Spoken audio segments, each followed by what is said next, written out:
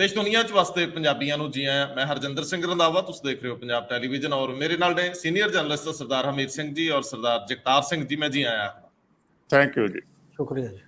गल करांगे कांग्रेसियां दे तौखलियां दी। घबराहट क्यों है, फक क्यों ने रंग, खुल के क्यों नहीं आ रहे, दुबदावां की ने, कादी विचार हो रही है, किस तरह का पैंतड़ा लेना है, आखिर ये कांग्रेस हाईकमांड वाल क्यों जा रहे ने, की सदे गए ने। ਕਾਂਗਰਸੀਆਂ ਨਾਲ ਸਰਦਾਰ ਹਮੀਰ ਸਿੰਘ ਜੀ ਦੀ ਗੱਲ ਵੀ ਹੁੰਦੀ ਹੈ। ਕਈ ਪੱਧਰਾਂ ਦੇ ਉੱਤੇ ਪਰਤਾਂ ਫਰੋਲਣ ਦਾ ਅਸੀਂ ਯਤਨ ਕੀਤਾ ਹੈ। ਆਮ ਆਦਮੀ ਪਾਰਟੀ ਔਰ ਕਾਂਗਰਸ ਪੰਜਾਬ ਵਿੱਚ ਇਕੱਠੇ ਕਿਵੇਂ ਚੱਲਣਗੇ, ਉਂਝ ਆਮ ਆਦਮੀ ਪਾਰਟੀ ਕਾਫੀ ਕਲੀਅਰ ਕਰ ਚੁੱਕੀ ਆਪਣਾ ਸਟੈਂਡ। ਹੁਣ ਆਪਾਂ ਇਸ ਤੋਂ ਦੂਜੇ ਸਵਾਲ ਤੇ ਚੱਲਾਂਗੇ ਕਿ ਆਖਿਰ ਅੱਜ ਇਹ ਬਹਿਸ ਇੰਨੀ ਵੱਡੀ ਕਿਉਂ ਹੋ ਗਈ।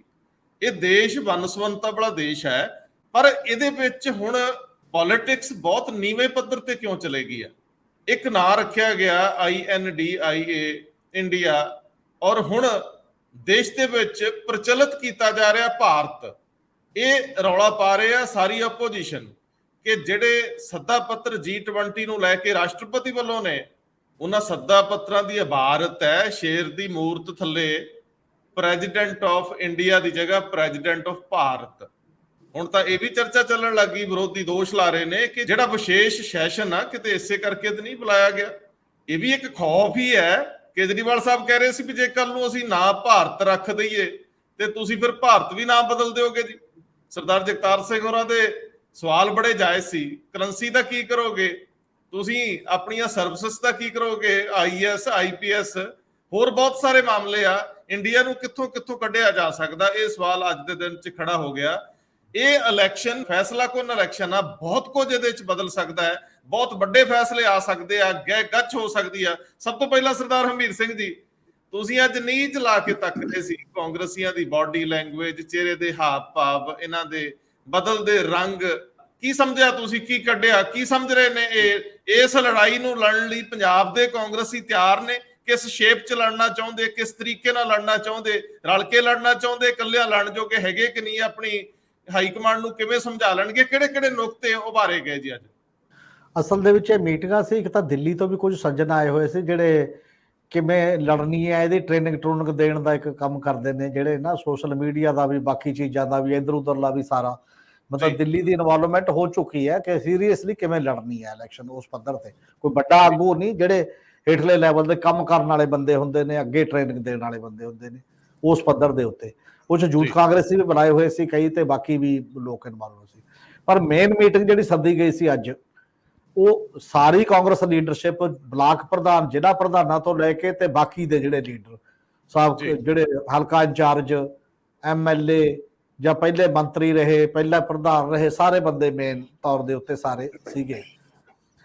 ਮੇਨ ਗੱਲ ਇਹ ਸੀ ਕਿ ਜਿਹੜੀ ਹੈਦਰਾਬਾਦ ਦੇ ਵਿੱਚ ਮੀਟਿੰਗ ਹੋ ਰਹੀ ਹੈ ਕਾਂਗਰਸ ਵਰਕਿੰਗ ਕਮੇਟੀ ਦੀ, ਔਰ ਉਸ ਮੀਟਿੰਗ ਦੇ ਵਿੱਚ ਇਹ ਦੋ ਬੰਦੇ ਜਾਣਗੇ, ਪੰਜਾਬ ਦਾ ਪ੍ਰਧਾਨ ਤੇ CLP ਲੀਡਰ। ਪੰਜਾਬ ਦੇ ਪੱਖ ਤੋਂ ਵੀ ਸ਼ਾਇਦ ਇਹਨਾਂ ਨੂੰ ਇਸੇ ਲਈ ਉੱਥੇ ਬੁਲਾਇਆ ਗਿਆ ਕਿ ਉੱਪਰ ਕੀ ਹੋ ਰਿਹਾ ਤੇ ਤੁਸੀਂ ਵੀ ਦੱਸੋ। ਇਹਨਾਂ ਨੂੰ ਸ਼ਾਇਦ ਮੇਰਾ ਖਿਆਲ ਹੈ ਆਫੀਸ਼ੀਅਲ ਕਮਿਊਨੀਕੇਸ਼ਨ ਇਹਨਾਂ ਨੂੰ ਉਸ ਮੀਟਿੰਗ 'ਚ ਹੋਏਗਾ ਪਹਿਲੀ ਵਾਰ। ਜਿਹੜਾ ਬਾਰ-ਬਾਰ ਉਹ ਕਹਿ ਰਹੇ ਨੇ ਨਾ ਕਿ ਸਾਨੂੰ ਤਾਂ ਹਜੇ ਕੋਈ ਦੱਸਿਆ ਨਹੀਂ, ਸਾਨੂੰ 13 ਕਹੀਆਂ ਜਾ ਰਹੀਆਂ ਨੇ ਜਾਂ ਬਾਕੀ, ਮੈਨੂੰ ਲੱਗਦਾ ਹੁਣ ਡਿਸਾਈਸਿਵ ਉਹਦੇ ਤੋਂ ਬਾਅਦ ਸ਼ਾਇਦ ਉੱਥੇ ਪਹਿਲੀ ਵਾਰ ਇਹਨਾਂ ਨੂੰ ਕਨਵੇ ਕੀਤਾ ਜਾਵੇ ਸਾਰਿਆਂ ਨੂੰ ਦੇਸ਼ ਪੱਧਰ ਤੇ ਕੀ ਹੋ ਰਿਹਾ ਕੀ ਨਹੀਂ। ਇਹ ਕਾਂਗਰਸ ਵਰਕਿੰਗ ਕਮੇਟੀ ਦੀ ਬੜੀ ਕਰੂਸ਼ਲ ਮੀਟਿੰਗ ਹੋਣੀ ਹੈ। ਇਸ ਤੋਂ ਬਾਅਦ ਵੱਖ-ਵੱਖ ਸਟੇਟਾਂ ਦੇ ਬੰਦਿਆਂ ਨੂੰ ਜਿਹੜਾ ਕਨਵੇ ਕਰਨਾ ਤੇ ਕਨਵਿੰਸ ਕਰਾਉਣਾ ਹੈ। ਔਰ ਉਹਦੇ 'ਚ ਇਸ ਮੀਟਿੰਗ ਦੇ ਵਿੱਚ ਲਗਭਗ ਨਾਰਮਲੀ ਇੱਥੋਂ ਵਾਲੇ ਬੰਦਿਆਂ ਦੀ ਇਹ ਸਹਿਮਤੀ ਜੀ ਨਜ਼ਰ ਆਉਂਦੀ ਸੀ ਕਿ ਪੰਜਾਬ ਦੇ ਵਿੱਚ ਸਾਨੂੰ ਛੂਟ ਦੇ ਦੇਣ, ਛੂਟ ਇਸ ਤਰੀਕੇ ਦੇ ਨਾਲ ਦੇ ਦੇਣ ਕਿ ਕਾਂਗਰਸ ਵੀ ਲੜ ਲੇ ਤੇ ਆਪ ਵੀ। ਅਸੀਂ ਉਹ ਪਹਿਲੇ ਤੇ ਦੂਜੇ ਨੰਬਰ ਦੇ ਆ, ਅਕਾਲੀ ਤੀਜੇ ਨੰਬਰ ਦੇ ਨੇ, BJP ਚੌਥੇ ਤੇ। ਜਿੰਨੀਆਂ ਵੀ ਅਸੀਂ ਸੀਟਾਂ ਲੜ ਲਾਂਗੇ ਬਾਅਦ ਦੇ ਵਿੱਚ ਇੰਡੀਆ ਅਲਾਇੰਸ 'ਚੋਂ ਸ਼ਾਮਲ ਹੋ ਜਾਣਗੀਆਂ, ਜਿੰਨੀਆਂ ਜਿੱਤ ਜਾਂਗੇ ਸਾਰੇ ਦੋਨੋਂ ਰਲ ਕੇ, ਮੈਜੋਰਟੀ ਅਸੀਂ ਉਹ ਜਿੱਤਾਂਗੇ ਫਿਰ ਵੀ, ਕਿਉਂਕਿ ਦੋਨੋਂ ਪਾਰਟੀਆਂ ਨੇ। ਇਹ ਇੱਕ ਦਲੀਲ ਖੜੀ ਕੀਤੀ ਜਾ ਰਹੀ ਹੈ ਆਪਣੇ ਆਪ ਉਸ ਪੱਧਰ ਦੇ ਉੱਤੇ ਵੀ ਜੇਕਰ ਇਹ ਚੀਜ਼ਾਂ ਵੀ ਸਾਨੂੰ ਤੁਸੀਂ ਦੇ ਦਿਓਗੇ। ਪਰ ਨਾਲ ਦੀ ਨਾਲ ਇੱਕ ਸਹਿਮ ਦਾ ਮਾਹੌਲ ਹੈ ਬੜੀ ਸੀਨੀਅਰ ਲੀਡਰਸ਼ਿਪ ਦੇ ਵਿੱਚ। ਇੱਕ ਬੜੇ ਕਈ ਵਾਰ ਮੰਤਰੀ ਰਹੇ ਤੇ ਬਾਕੀ ਵੱਡੇ ਲੀਡਰਾਂ ਨਾਲ ਜਦੋਂ ਮੈਂ ਗੱਲ ਕੀਤੀ, ਮੈਂ ਕੀ ਗੱਲ ਆ, ਉਹ ਕਹਿੰਦਾ ਵੀ ਸਾਡੀ ਇਹ ਮੀਟਿੰਗ ਦਾ ਵੀ ਕੋਈ ਫਾਇਦਾ ਨਹੀਂ ਤੇ ਉੱਪਰ ਵੀ ਅਜੇ ਕੋਈ ਫਾਇਦਾ ਨਹੀਂ, ਮੋਦੀ ਪਤਾ ਨਹੀਂ ਕੀ ਕਰ ਦੇਣਗੇ। ਆ ਜਿਹੜਾ ਬੁਲਾਇਆ ਹੈ ਹਜੇ ਮਤਲਬ ਵੇਟ ਐਂਡ ਵਾਚ ਤੇ ਚੱਲਣਾ ਚਾਹੀਦਾ ਸਾਨੂੰ। ਹੋ ਸਕਦਾ ਸਾਰਾ ਪਾਸਾ ਹੀ ਉਲਟਾ ਪੈ ਜੇ, ਇੰਡੀਆ ਵਾਲਾ ਹੀ ਪਾਸਾ ਉਲਟਾ ਪੈ ਜੇ, ਉਹ ਉੱਥੇ ਬੈਠਾ। ਮੈਂ ਉਹਨਾਂ ਨੂੰ ਕਿਹਾ ਵੀ ਨਹੀਂ, ਬਹੁਤ ਕਿਤੇ ਨਾ ਕਿਤੇ ਸੰਵਿਧਾਨ ਵੀ ਹੁੰਦਾ ਹੈ, ਕਿਤੇ ਨਾ ਕਿਤੇ ਕਾਨੂੰਨ ਤਬਦੀਲੀਆਂ ਕਰਨੀਆਂ ਛੱਡੋ ਜੀ, ਕਹਿੰਦੇ ਇਹ ਗੱਲਾਂ ਦਾ ਕੋਈ ਮਤਲਬ ਨਹੀਂ ਹੈ। ਉਹ ਪਤਾ ਨਹੀਂ ਕੀ ਕੀ ਕਰੀ ਬੈਠਾ ਹੋਊਗਾ। ਜਿਵੇਂ ਨਾ ਇੱਕ ਦਿਮਾਗ ਦੇ ਵਿੱਚ ਬਹੁਤ ਡਰ ਤੇ ਸਹਿਮ ਐਸਾ ਹੋ ਗਿਆ ਹੁੰਦਾ ਵੀ ਪਤਾ ਨਹੀਂ ਉਹਨੇ ਕੀ ਕਰਨਾ ਹੈ। ਜੰਮੂ ਕਸ਼ਮੀਰ ਦਾ ਜਿਵੇਂ ਕੀਤਾ, ਲੋਕਾਂ ਨੂੰ ਪਤਾ ਹੀ ਨਹੀਂ ਲੱਗਿਆ।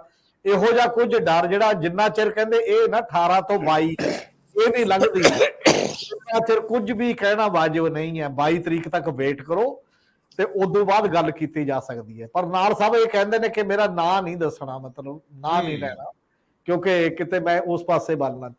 ਨਾਲ ਉਹਨਾਂ ਨੂੰ ਇਹ ਵੀ ਨਹੀਂ ਕਹਿ ਰਹੇ ਵੀ ਪਤਾ ਨਹੀਂ ਜੋ ਰਾਹੁਲ ਗਾਂਧੀ ਕਰ ਰਿਹਾ ਉਹ ਵੀ ਮੁੱਦਾ ਮਾਰਿਆ ਜਾਵੇ। ਇਹ ਇੱਥੇ ਤੱਕ ਵੀ ਇਹਨਾਂ ਦਾ ਮਤਲਬ ਹਜੇ ਤੱਕ ਕੌਨਫੀਡੈਂਸ ਜਿਹੜਾ ਕਹਿੰਦੇ ਨੇ ਨਾ ਉਹ ਬੜਾ ਹਿੱਲਿਆ ਹੋਇਆ ਹੈ, ਮਤਲਬ ਕਿਸੇ ਨਾ ਕਿਸੇ ਰੂਪ ਦੇ ਵਿੱਚ ਵੀ ਨਹੀਂ ਕੁਝ ਹੋ ਸਕਦਾ ਜਾਂ ਨਹੀਂ। ਤੇ ਉਦੋਂ ਅਗਲੀ ਗੱਲ ਇਹ ਹੈ ਵੀ ਫਿਰ ਜੇ ਹਾਈ ਕਮਾਂਡ ਨੇ ਤਾਂ ਡਿਸੀਜਨ ਲੈ ਲਿਆ, ਉਹ ਜਿਵੇਂ ਵੀ ਕਰੂਗੀ, ਜੋ ਲੜਾਈ ਲੜੂਗੀ ਜਿਸ ਲੈਵਲ ਦੀ, ਫਿਰ ਲਾ ਪਾ ਕੇ ਫੈਸਲਾ ਸਭ ਦਾ ਇਹੀ ਹੈ ਵੀ ਫਿਰ ਪੁਰਾਣੀ ਤਨਖਾਹ ਤੇ ਹੀ ਕੰਮ ਤਾਂ ਕਰਨਾ ਹੀ ਪਏਗਾ ਉਸ ਤੋਂ ਬਾਅਦ। ਪਰ ਆਪਣਾ ਜ਼ੋਰ ਲਾ ਕੇ, ਆਪਣਾ ਜ਼ੋਰ ਪਹਿਲਾਂ ਲਾਇਆ ਜਾਏ ਕਿ ਸਾਡੇ ਹੇਠਲੇ ਵਰਕਰ ਤੋਂ ਲੈ ਕੇ ਬਲਾਕ ਤੋਂ ਲੈ ਕੇ ਉੱਥੇ ਤੱਕ ਸਾਰੇ ਇਹ ਚਾਹੁੰਦੇ ਨੇ ਕਿ ਇੱਥੇ ਮੇਨ ਅਸੀਂ ਆਪੋਜੀਸ਼ਨ ਪਾਰਟੀਆਂ, ਇਸ ਲਈ ਸਾਨੂੰ ਮੌਕਾ ਦਿੱਤਾ ਜਾਏ ਆਪਣੇ ਤਰੀਕੇ ਨਾਲ ਲੜਨ ਦਾ। ਅੱਗੇ ਲਈ ਨੁਕਸਾਨ ਹੋਏਗਾ ਅਸੈਂਬਲੀ ਦੇ ਉਹ ਸਾਰੇ ਮਾਮਲੇ ਦੇ ਵਾਸਤੇ। ਹੁਣ ਉਹ ਕਿਵੇਂ ਕਨਵੇ ਕਰਦੇ ਨੇ ਦੋਨੋਂ ਲੀਡਰ ਜਿਹੜੇ ਜਾਣਗੇ, ਉਹਨਾਂ ਨੂੰ ਕੀ ਉੱਥੋਂ ਰਿਸਪੌਂਸ ਮਿਲਦਾ ਹੈ ਉਹਦੇ ਤੇ ਨਿਰਭਰ ਹੈ। ਪਰ ਅਜੇ ਤੱਕ ਕਾਂਗਰਸੀਆਂ ਦੇ ਵਿੱਚ ਕਹੀ ਚਾਹੇ ਜਾਂਦੇ ਨੇ ਕਿ ਅਸੀਂ 13 ਸੀਟਾਂ ਤੇ ਕੰਮ ਕਰ ਰਹੇ ਹਾਂ, 13 ਲਈ ਤਿਆਰੀ ਲਈ ਕਹਿਤਾ ਹੈ। ਪਰ ਜਦੋਂ ਵੱਡੀ ਲੀਡਰਸ਼ਿਪ ਦੇ ਅੰਦਰ ਐਡੀ ਬੇਚੈਨੀ ਤੇ ਐਡਾ ਭਰੋਸਾ ਵੀ ਹਿੱਲਿਆ ਹੋਇਆ ਹੋਵੇ ਤਾਂ ਤਿਆਰੀ ਕਿਵੇਂ ਹੋ ਸਕਦੀ ਹੈ? ਮੈਨੂੰ ਤਾਂ ਲੱਗਦਾ 22 ਤੱਕ ਤਾਂ ਸਾਰੇ ਵੇਟ ਕਰ ਰਹੇ ਹੋਣਗੇ। ਫਿਰ 18 ਤੋਂ 22 ਮਤਲਬ ਇਹ ਜਿਹੜਾ ਪਾਰਲੀਮੈਂਟ ਦਾ ਜਿਹੜਾ ਸੈਸ਼ਨ ਹੋਏਗਾ ਵੀ ਇਹਦੇ ਚ ਕਿਹੜਾ ਬਿੱਲ ਆ ਜਾਂਦਾ, ਕਿਹੜਾ ਬਾਕੀ ਆ ਜਾਂਦਾ, ਇਹ ਇੱਕ ਮਨੋਦਸ਼ਾ ਨੂੰ ਪ੍ਰਗਟ ਕਰਦਾ ਹੈ ਹਾਇਰ ਲੀਡਰਸ਼ਿਪ ਦੀ ਨੂੰ ਕਿਸੇ ਨਾ ਕਿਸੇ ਰੂਪ ਚ। ਬਾਹਰ ਤਾਂ ਕੇ ਬਰੇਵ ਬਣਨਾ ਹੀ ਪੈਂਦਾ ਨਾ ਥੋੜਾ ਬਹੁਤ। ਬਾਹਰ ਤਾਂ ਕੇ ਉਹ ਕਹਿ ਨਹੀਂ ਸਕਦੇ ਵੀ ਪਹਿਲਾਂ ਤਾਂ ਕਹਿਣਾ ਹੀ ਹੈ ਵੀ ਅਸੀਂ ਤਾਂ ਪੂਰੇ ਕਾਮਯਾਬ ਵੀ ਹਾਂ, ਕਾਇਮ ਵੀ ਹਾਂ ਤੇ ਲੜਾਂਗੇ ਵੀ ਇਸੇ ਮਾਮਲੇ ਦੇ ਵਿੱਚ। ਔਰ ਜਿਵੇਂ ਪ੍ਰਤਾਪ ਬਾਜਵਾ ਹੁਣੀ ਕਹਿੰਦੇ ਨੇ ਵੀ, ਪਰ ਇਹ ਇੱਕ ਇਹੋ ਜਿਹੀ ਮੇਰੇ ਖਿਆਲ ਪੀੜ ਜੀ ਉਹ ਕਰ ਰਹੇ ਨੇ ਸ਼ੋਅ ਕਿ ਸਾਨੂੰ ਸੁਣਿਆ ਕਿਉਂ ਨਹੀਂ ਅਜੇ ਹਾਈ ਕਮਾਂਡ ਨੇ। ਘੱਟੋ ਘੱਟ ਸਾਨੂੰ ਸੁਣੋ ਤਾਂ ਸਹੀ, ਅਸੀਂ ਕੀ ਕਹਿੰਦੇ ਆ, ਸਾਡੀ ਦਰਦ ਕਹਾਣੀ ਤਾਂ ਸੁਣੋ, ਬਾਅਦ ਚ ਤੁਸੀਂ ਕਰ ਲਿਓ ਜੋ ਕਰਨਾ। ਅਸੀਂ ਇਹ ਕਹਿਣ ਜੋਗੇ ਤਾਂ ਹੋਈ ਹੈ, ਅਜੇ ਤਾਂ ਉਹ ਵੀ ਕਹਿਣ ਜੋਗੇ ਨਹੀਂ ਉਹਨੇ ਪੱਧਰ ਦੇ ਉੱਤੇ ਵੀ ਹਾਂ ਸਾਨੂੰ ਉਹਨਾਂ ਨਾਲ ਗੱਲ ਹੋ ਗਈ, ਉਹਨਾਂ ਨੇ ਸਾਨੂੰ ਭਰੋਸਾ ਦਿੱਤਾ ਹੈ। ਇਹ ਪਹਿਲੀ ਵਾਰ ਹੁਣ ਹੈਦਰਾਬਾਦ ਤੋਂ ਬਾਅਦ ਆ ਕੇ ਨਵੇਂ ਸਿਰੇ ਕੁਝ ਬੋਲਣਗੇ। ਅਜੇ ਤੱਕ ਮੇਰੇ ਖਿਆਲ ਹੈ ਅੰਦਰ ਨਾ ਬਹੁਤ ਹੀ ਚਰਚਾ ਗਾਏ ਗੱਚ ਕੋਈ ਨਹੀਂ, ਇੱਕ ਮੋਟੀ ਜੀ ਸੁਭਾਵਨਾ ਇੰਨੀ ਕੁ ਹੋਈ ਹੈ ਕਿ ਠੀਕ ਹੈ ਜੀ ਆਪਣਾ ਪੱਖ ਇੱਕ ਵਾਰ ਉੱਥੇ ਰੱਖੋ ਜਾ ਕੇ ਜੀ। ਵੈਸੇ ਸਰਦਾਰ ਜਗਤਾਰ ਸਿੰਘ ਜੀ, ਜਦੋਂ ਸਰਦਾਰ ਹਰਮੀਤ ਸਿੰਘ ਜੀ ਇਹ ਗੱਲ ਕਰ ਰਹੇ ਨਾ ਕਿ ਇਹ ਕਹਿੰਦੇ ਅਸੀਂ 13 ਸੀਟਾਂ ਤੇ ਤਿਆਰੀ ਕਰਨ ਲਈ ਸਾਨੂੰ ਕਿਹਾ ਗਿਆ, ਮੈਨੂੰ ਅਲਕਾ ਲਾਂਬਾ ਯਾਦ ਆ ਰਹੀ ਹੈ ਜਦੋਂ ਉਹਨੇ ਬਾਹਰ ਆਣ ਕੇ ਕਹਿਤਾ ਸੀ ਅੰਦਰ ਦੀ ਗੱਲ ਨੂੰ ਵੀ ਅਸੀਂ ਤਾਂ ਜੀ ਸੱਤਾਂ ਦੀਆਂ ਸੱਤਾਂ ਦੇ ਉੱਤੇ ਲੜਾਂਗੇ, ਤੇ ਉਹਨੂੰ ਸ਼ਾਮ ਤੱਕ ਹੀ ਵਾਪਸ ਲੈਣਾ ਪੈ ਗਿਆ ਸੀ ਸਾਰਾ। ਸੋ ਇਹ ਲੱਗਦਾ ਹੈ ਕਿ ਅਜੇ ਲੋੜੋਂ ਵੱਡੀ ਗੱਲ ਆ। ਦੂਜੀ ਗੱਲ ਸਰਦਾਰ ਹਰਮੀਤ ਸਿੰਘ ਜੀ ਨੇ ਇਹ ਵੀ ਕੀਤੀ ਹੈ ਕਿ ਇਹ ਹਿੱਲੇ ਹੋਏ ਨੇ।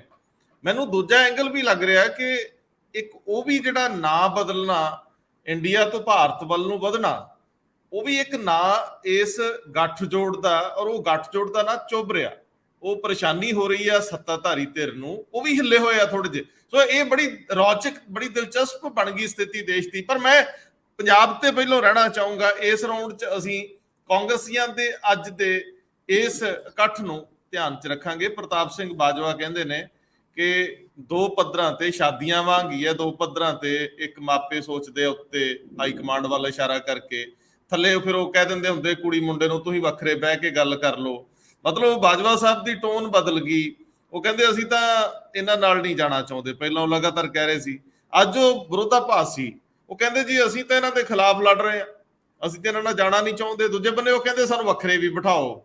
ਸੋ ਇਹ ਜਿਹੜੀ ਸ਼ਾਦੀ ਵੱਲ ਇਹ ਪਰਿਭਾਸ਼ਾ, ਇਹਨੂੰ ਤੁਸੀਂ ਕਿਵੇਂ ਲੈ ਰਹੇ ਹੋ? ਤੁਸੀਂ ਪੂਰਾ ਦੌਰ ਦੇਖਿਆ ਵੱਖ-ਵੱਖ ਤਰ੍ਹਾਂ ਦਾ, ਇਹ ਸ਼ਾਦੀਆਂ ਸ਼ੋਦੀਆਂ ਵਰਗਿਆਂ ਤੱਕ ਆ ਗਏ ਉਦਾਹਰਨਾਂ ਤੱਕ, ਇਹਨੂੰ ਕਿਵੇਂ ਲਈਏ? ਨਹੀਂ, ਇਹਨਾਂ ਨੂੰ ਥੋੜਾ ਜਿਹਾ ਮਾਡਰਨਾਈਜ਼ ਹੋਣਾ ਚਾਹੀਦਾ ਮੇਰੇ ਖਿਆਲ ਦੇ ਵਿੱਚ। ਮੈਂ ਪਹਿਲਾਂ ਰਿਸ਼ਤਾ ਡਿਫਾਈਨ ਕਰਦੇ ਹਾਂ ਸਾਰਾ। ਇਹ ਲਫ਼ਜ਼ ਵਰਤਿਆ ਜਾ ਰਿਹਾ ਅਲਾਇੰਸ। ਇੱਕ ਅਲਾਇੰਸ ਹੁੰਦੀ ਹੈ ਜਿੱਥੇ ਤੁਸੀਂ ਗੌਰਮੈਂਟ ਜੁਆਇਨ ਕਰਦੇ ਆ, ਉਹ ਪ੍ਰੀ ਪੋਲ ਅਲਾਇੰਸ ਵੀ ਹੋ ਸਕਦੀ ਹੈ ਤੇ ਪੋਸਟ ਪੋਲ ਅਲਾਇੰਸ ਵੀ ਹੋ ਸਕਦੀ ਹੈ। ਇਹ ਇੱਥੇ ਜਿਹੜੀ ਅਲਾਇੰਸ ਦੀ ਮੀਨਿੰਗ ਹੈ, ਜਿਹੜੀ ਬਰਾਡਰ ਲੈਵਲ ਤੇ ਸਾਰੀਆਂ ਪਾਰਟੀਆਂ ਨਾਨ ਬੀਜੇਪੀ ਇਕੱਠੀਆਂ ਹੋਈਆਂ ਹੈ, ਇਹ ਅਲਾਇੰਸ ਦਾ ਜਿਹੜਾ ਕੰਟੈਕਸਟ ਆ ਉਹ ਵੱਖਰੀ ਹੈ। ਇਹਦੇ ਵਿੱਚ ਕਾਂਗਰਸ ਨੇ ਪੰਜਾਬ ਦੇ ਵਿੱਚ ਸਰਕਾਰ ਦੇ ਵਿੱਚ ਸ਼ਾਮਲ ਨਹੀਂ ਹੋਣਾ। ਸੋ ਇਹ ਥੋੜਾ ਜਿਹਾ ਫਰਕ ਪਾ ਲੈਣਾ ਚਾਹੀਦਾ ਹੈ। ਜਿਹੜੀ ਗੱਲ ਇਹਨਾਂ ਨੇ ਕਰ ਰਹੇ ਹੈ ਪੰਜਾਬ ਦੇ ਕਾਂਗਰਸੀ, ਬਈ ਸੀ ਲੋਕਾਂ ਦੇ ਮੁੱਦੇ ਚੱਕ ਰਹੇ ਆ ਤੇ ਫਿਰ ਚੱਕ ਨਹੀਂ ਸਕਾਂਗੇ, ਉਹ ਤਾਂ ਕੋਈ ਰੌਲਾ ਹੀ ਨਹੀਂ। ਇਹਨਾਂ ਨੇ ਕਿਹੜਾ ਸਰਕਾਰ ਸ਼ਾਮਲ ਹੋਣਾ, ਇਹ ਗੱਲ ਕਰ ਰਿਹਾ ਵਿਆਹ ਦੀ।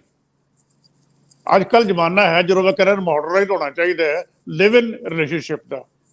ਜਿਹੜਾ ਇਹ ਰਿਲੇਸ਼ਨਸ਼ਿਪ ਆ ਰਿਹਾ ਹੈ ਨਾ ਅੱਗੇ ਇਹਨਾਂ ਪਾਰਟੀਆਂ ਦਾ, ਇਹ ਲਿਵ ਇਨ ਦਾ, ਵਿਆਹ ਦਾ ਨਹੀਂ ਹੈ। ਵਿਆਹ ਦਾ ਹੁੰਦਾ ਹੈ ਬਈ ਤੁਸੀਂ ਸਰਕਾਰ ਦੇ ਵਿੱਚ ਇਕੱਠੇ ਸਰਕਾਰ ਬਣਾਓਗੇ, ਆਪਣੇ ਸਟੇਟ ਲੈਵਲ ਦੇ ਵਿੱਚ ਵੀ ਸਾਰਾ ਕੁਝ ਹੋਏਗਾ, ਠੀਕ ਹੈ। ਜਦੋਂ ਜੇ ਜਿੱਤ ਗਏ ਤੇ ਦਿੱਲੀ 'ਚ ਸਰਕਾਰ ਬਣੇਗੀ, ਉਸ ਤੋਂ ਬਾਅਦ ਥੱਲੇ ਰੂਪ ਰੇਖਾ ਕੀ ਹੁੰਦੀ ਹੈ ਉਹ ਬਾਅਦ ਦੀ ਗੱਲ ਹੈ। ਸੋ ਜੇ ਹੈ ਬਿਗ ਇਫ, ਲੇਕਿਨ ਜਿਹੜਾ ਰਿਸ਼ਤਾ ਹੈ ਥੱਲੇ ਉਹ ਫਿਲਹਾਲ ਲਿਵ ਇਨ ਦਾ ਜੀ।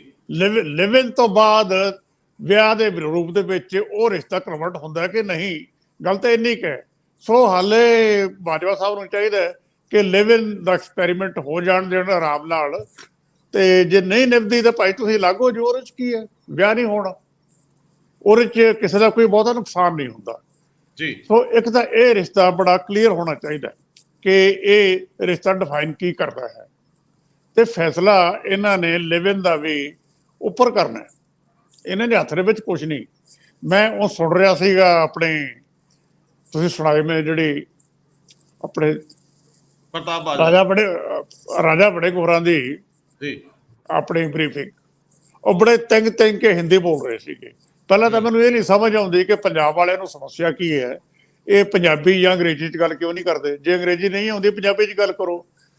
ਕੀ ਕੋਈ ਤਾਮਿਲਨਾਡੂ ਦਾ ਪੋਲੀਟੀਸ਼ੀਅਨ, ਕੋਈ ਮਹਾਰਾਸ਼ਟਰ ਦਾ ਪੋਲੀਟੀਸ਼ੀਅਨ, ਕੋਈ ਕੇਰਲਾ ਦਾ ਪੋਲੀਟੀਸ਼ੀਅਨ, ਉਹ ਆਪਣੀ ਜ਼ੁਬਾਨ 'ਚ ਗੱਲ ਕਰਦੇ ਹੈ। MK ਸਟਾਲਿਨ ਲੇਟੈਸਟ, ਇਹ ਜਦੋਂ ਪਿਛਲੀ ਮੀਟਿੰਗ ਸੀਗੀ ਅਲਾਇੰਸ ਦੀ ਤੇ ਉਸ ਤੋਂ ਬਾਅਦ ਪ੍ਰੈਸ ਬਰੀਫਿੰਗ ਸੀ, ਉਹ ਵੀ ਬੋਲੇ ਸੀਗੇ ਤੇ ਉਹ ਤਾਮਿਲ ਦੇ ਵਿੱਚ ਉਹਨਾਂ ਨੇ ਗੱਲ ਕੀਤੀ ਸੀਗੀ। ਹਿੰਦੀ ਨਾ ਤਾਂ ਕੋਈ ਟੀਵੀ ਵਾਲਾ ਉਹਨਾਂ ਨੂੰ ਕਹਿੰਦਾ ਵੀ ਤੁਸੀਂ ਹਿੰਦੀ 'ਚ ਗੱਲ ਕਰੋ, ਸਾਡੇ ਤਾਂ ਨਾਲ ਹੀ ਸ਼ੁਰੂ ਹੋ ਜਾਂਦੇ, ਬੋਲਣੀ ਤੁਹਾਨੂੰ ਆਉਂਦੀ ਨਹੀਂ ਤੇ ਨਾ ਬੋਲੋ, ਤੁਹਾਡੀ ਕਿਹੜਾ ਜ਼ੁਬਾਨ ਹੈਗੀ ਹੈ। ਹਾਂਜੀ, ਸੋ ਚਲੋ ਉਹਦਾ ਗੱਲ ਵੱਖਰੀ ਹੈਗੀ ਹੈ। ਹਿੰਦੀ ਨਾਲ ਵਖਰੇਵਾ ਕੋਈ ਨਹੀਂ, ਪਰ ਮੈਨੂੰ ਲੱਗਦਾ ਵੀ ਉਹ ਜਿਹੜਾ ਝੰਡਾ ਸ਼ਬਦ ਸੀ ਨਾ, ਉਹ ਚੁਭਿਆ ਕਿ ਸਾਡੇ ਲੀਡਰ ਆਪਣੀ ਸਥਿਤੀ ਹਾਸੋਹੀਣੀ ਕਿਉਂ ਕਰਾਉਂਦੇ ਆ, ਹਿੰਦੀ ਦਾ ਉਚਾਰਨ ਸਹੀ ਨਹੀਂ ਕਰ ਪਾਉਂਦੇ। ਫਿਰ ਇਹ ਕਹਿੰਦੇ ਵੀ ਸਾਡੇ ਬੋਰਡਾਂ ਤੇ ਰੇਲਵੇ ਵਾਲੇ ਹਿੰਦੀ ਪੰਜਾਬੀ ਬਟਾਤੀ, ਫਿਰ ਪੰਜਾਬੀ ਦੀ ਕੰਪੇਨ ਸ਼ੁਰੂ ਕਰ ਦਿੰਦੇ ਹਾਈਵੇਜ਼ ਤੇ। ਤੁਸੀਂ ਸੱਦਾ ਤਾਂ ਆਪ ਦਿੰਦੇ ਆ, ਤੁਸੀਂ ਪਹਿਲਾਂ ਉਹ ਸਿਸਟਮ ਹੈ। ਅਸੀਂ ਤਾਂ ਆਪ ਹੀ, ਉਹ ਪਿੰਡ ਦੇ ਵਿੱਚ ਇੱਕ ਮਾਈਗ੍ਰੈਂਟ ਵਰਕਰ ਆਉਂਦਾ ਸੀਗਾ, ਸਾਰਾ ਪਿੰਡ ਹਮਕੋ ਤੁਮਕੋ ਕਰਨ ਲੱਗ ਪੈਂਦਾ ਸੀਗਾ, ਉਹਨੂੰ ਪੰਜਾਬੀ ਸਿਖਾਉਣ ਦੀ ਥਾਂ ਤੇ ਆਪ ਹਿੰਦੀ ਬੋਲਣ ਲੱਗ ਪੈਂਦੇ ਸੀ। ਅਸੀਂ ਵੈਸੇ ਪ੍ਰੋਗਰੈਸਿਵ ਅਡਾਪਟ ਕਰਦੇ ਹਾਂ ਸਾਰੀ ਗੱਲ ਨੂੰ, ਉਹ ਗੱਲ ਵੱਖਰੀ ਹੈ। ਗੱਲ ਇਸ਼ੂ ਚੱਲ ਰਿਹਾ ਸੀਗਾ ਰਿਲੇਸ਼ਨਸ਼ਿਪ ਦਾ।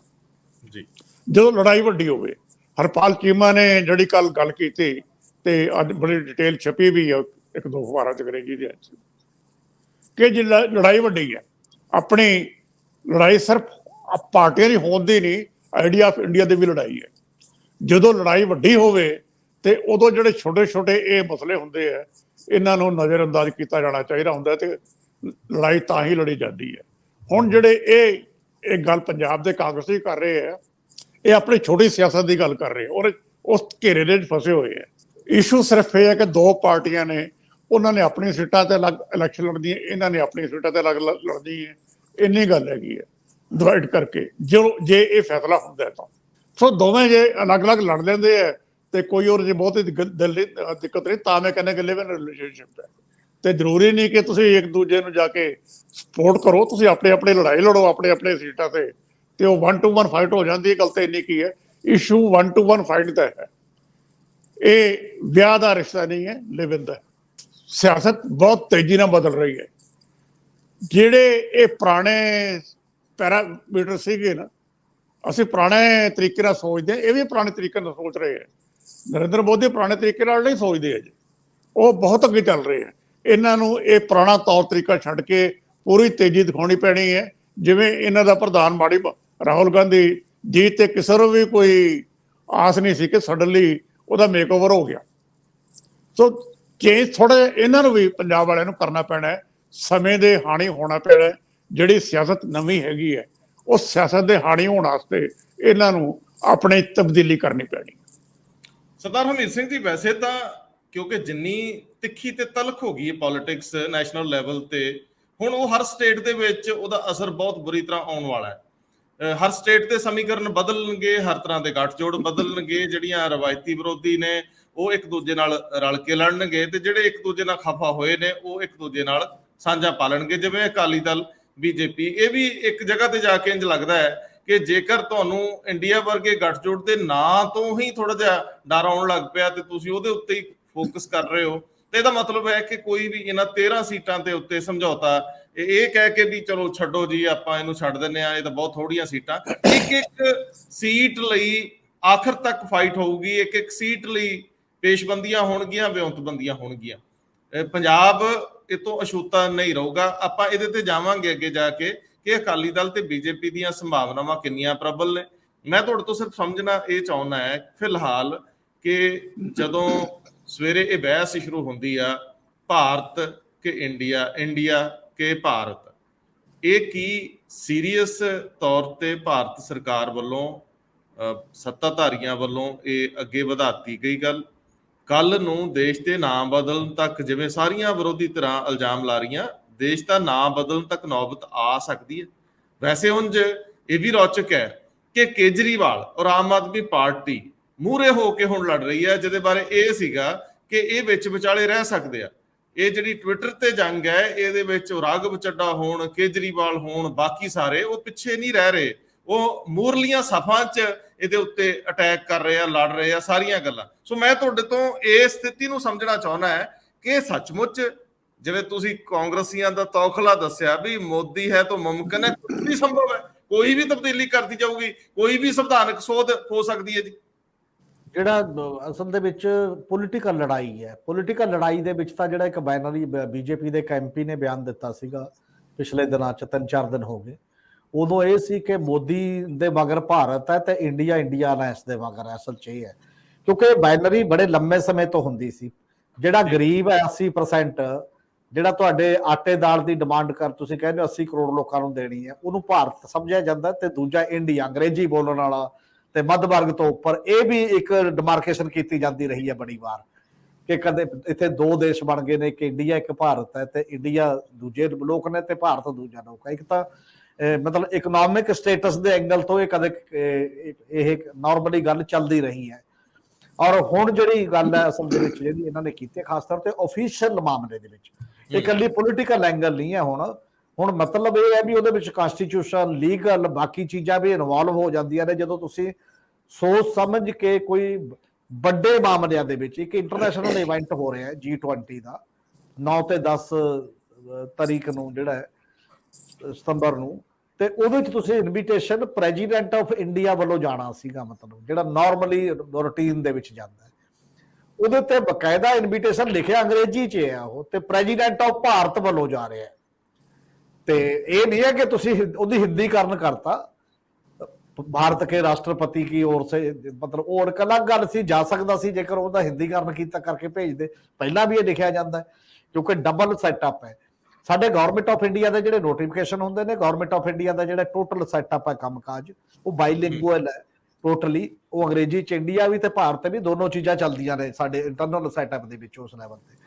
ਪਰ ਸਪੈਸੀਫਿਕਲੀ ਇਕੱਲਾ ਭਾਰਤ ਉਸ ਅੰਗਰੇਜ਼ੀ ਦੇ ਇਨਵੀਟੇਸ਼ਨ 'ਚ ਵੀ ਲਿਖਣਾ, ਉਹ ਬਿਲਕੁਲ ਕਲੀਅਰ ਮੈਸੇਜ ਹੈ ਕਿ ਜਿਹੜਾ ਇੰਡੀਆ ਅਲਾਇੰਸ ਹੈ ਉਹਦੇ ਨਾਲ ਕੋਈ ਨਾ ਕੋਈ ਜਿਹੜੀ ਦੁੱਖ ਦੀ ਰਗ ਹੈ ਕਿਸੇ ਨਾ ਕਿਸੇ ਰੂਪ ਦੇ ਵਿੱਚ ਬੀਜੇਪੀ ਨੂੰ ਲੱਗਦਾ ਕਿ ਉਹ ਕੀਤੀ ਜਾਏ, ਉਹਦੇ ਮੁਕਾਬਲੇ ਇੱਕ ਗੱਲ ਅੱਗੇ ਕੀਤੀ ਜਾਏ। ਹੁਣ ਬਹਿਸ ਚੱਲ ਪਈ ਹੈ, ਹਾਲਾਂਕਿ ਇੰਡੀਆ ਰੱਖਿਆ ਜਾਏ ਨਾ ਜਾਂ ਭਾਰਤ, ਇਹ ਕਾਂਸਟੀਚੂਐਂਟ ਅਸੈਂਬਲੀ ਦੇ ਵਿੱਚ ਬੜੀ ਲੰਮੀ ਡਿਬੇਟ ਹੈ ਇਹਦੇ ਤੇ ਨਾਮ ਤੇ।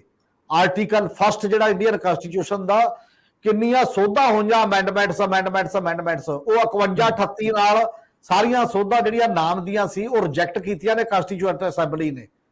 51 ਬੰਦੇ ਇੱਕ ਪਾਸੇ, 38 ਬੰਦੇ ਇੱਕ ਪਾਸੇ, ਜਿਹੜੀਆਂ ਉਹਦੇ ਸਬ ਕਮੇਟੀਆਂ ਬਣੀਆਂ ਸੀ ਨਾਂ ਤੇ ਡਿਬੇਟ ਕਰਨ ਲਈ, ਵੱਖ-ਵੱਖ ਬਾਬੂ ਰਜਿੰਦਰ ਪ੍ਰਸਾਦ ਦੀ ਅਗਵਾਈ ਦੇ ਵਿੱਚ ਨਾਮਾਂ ਤੇ ਚਰਚਾ ਹੋਈ।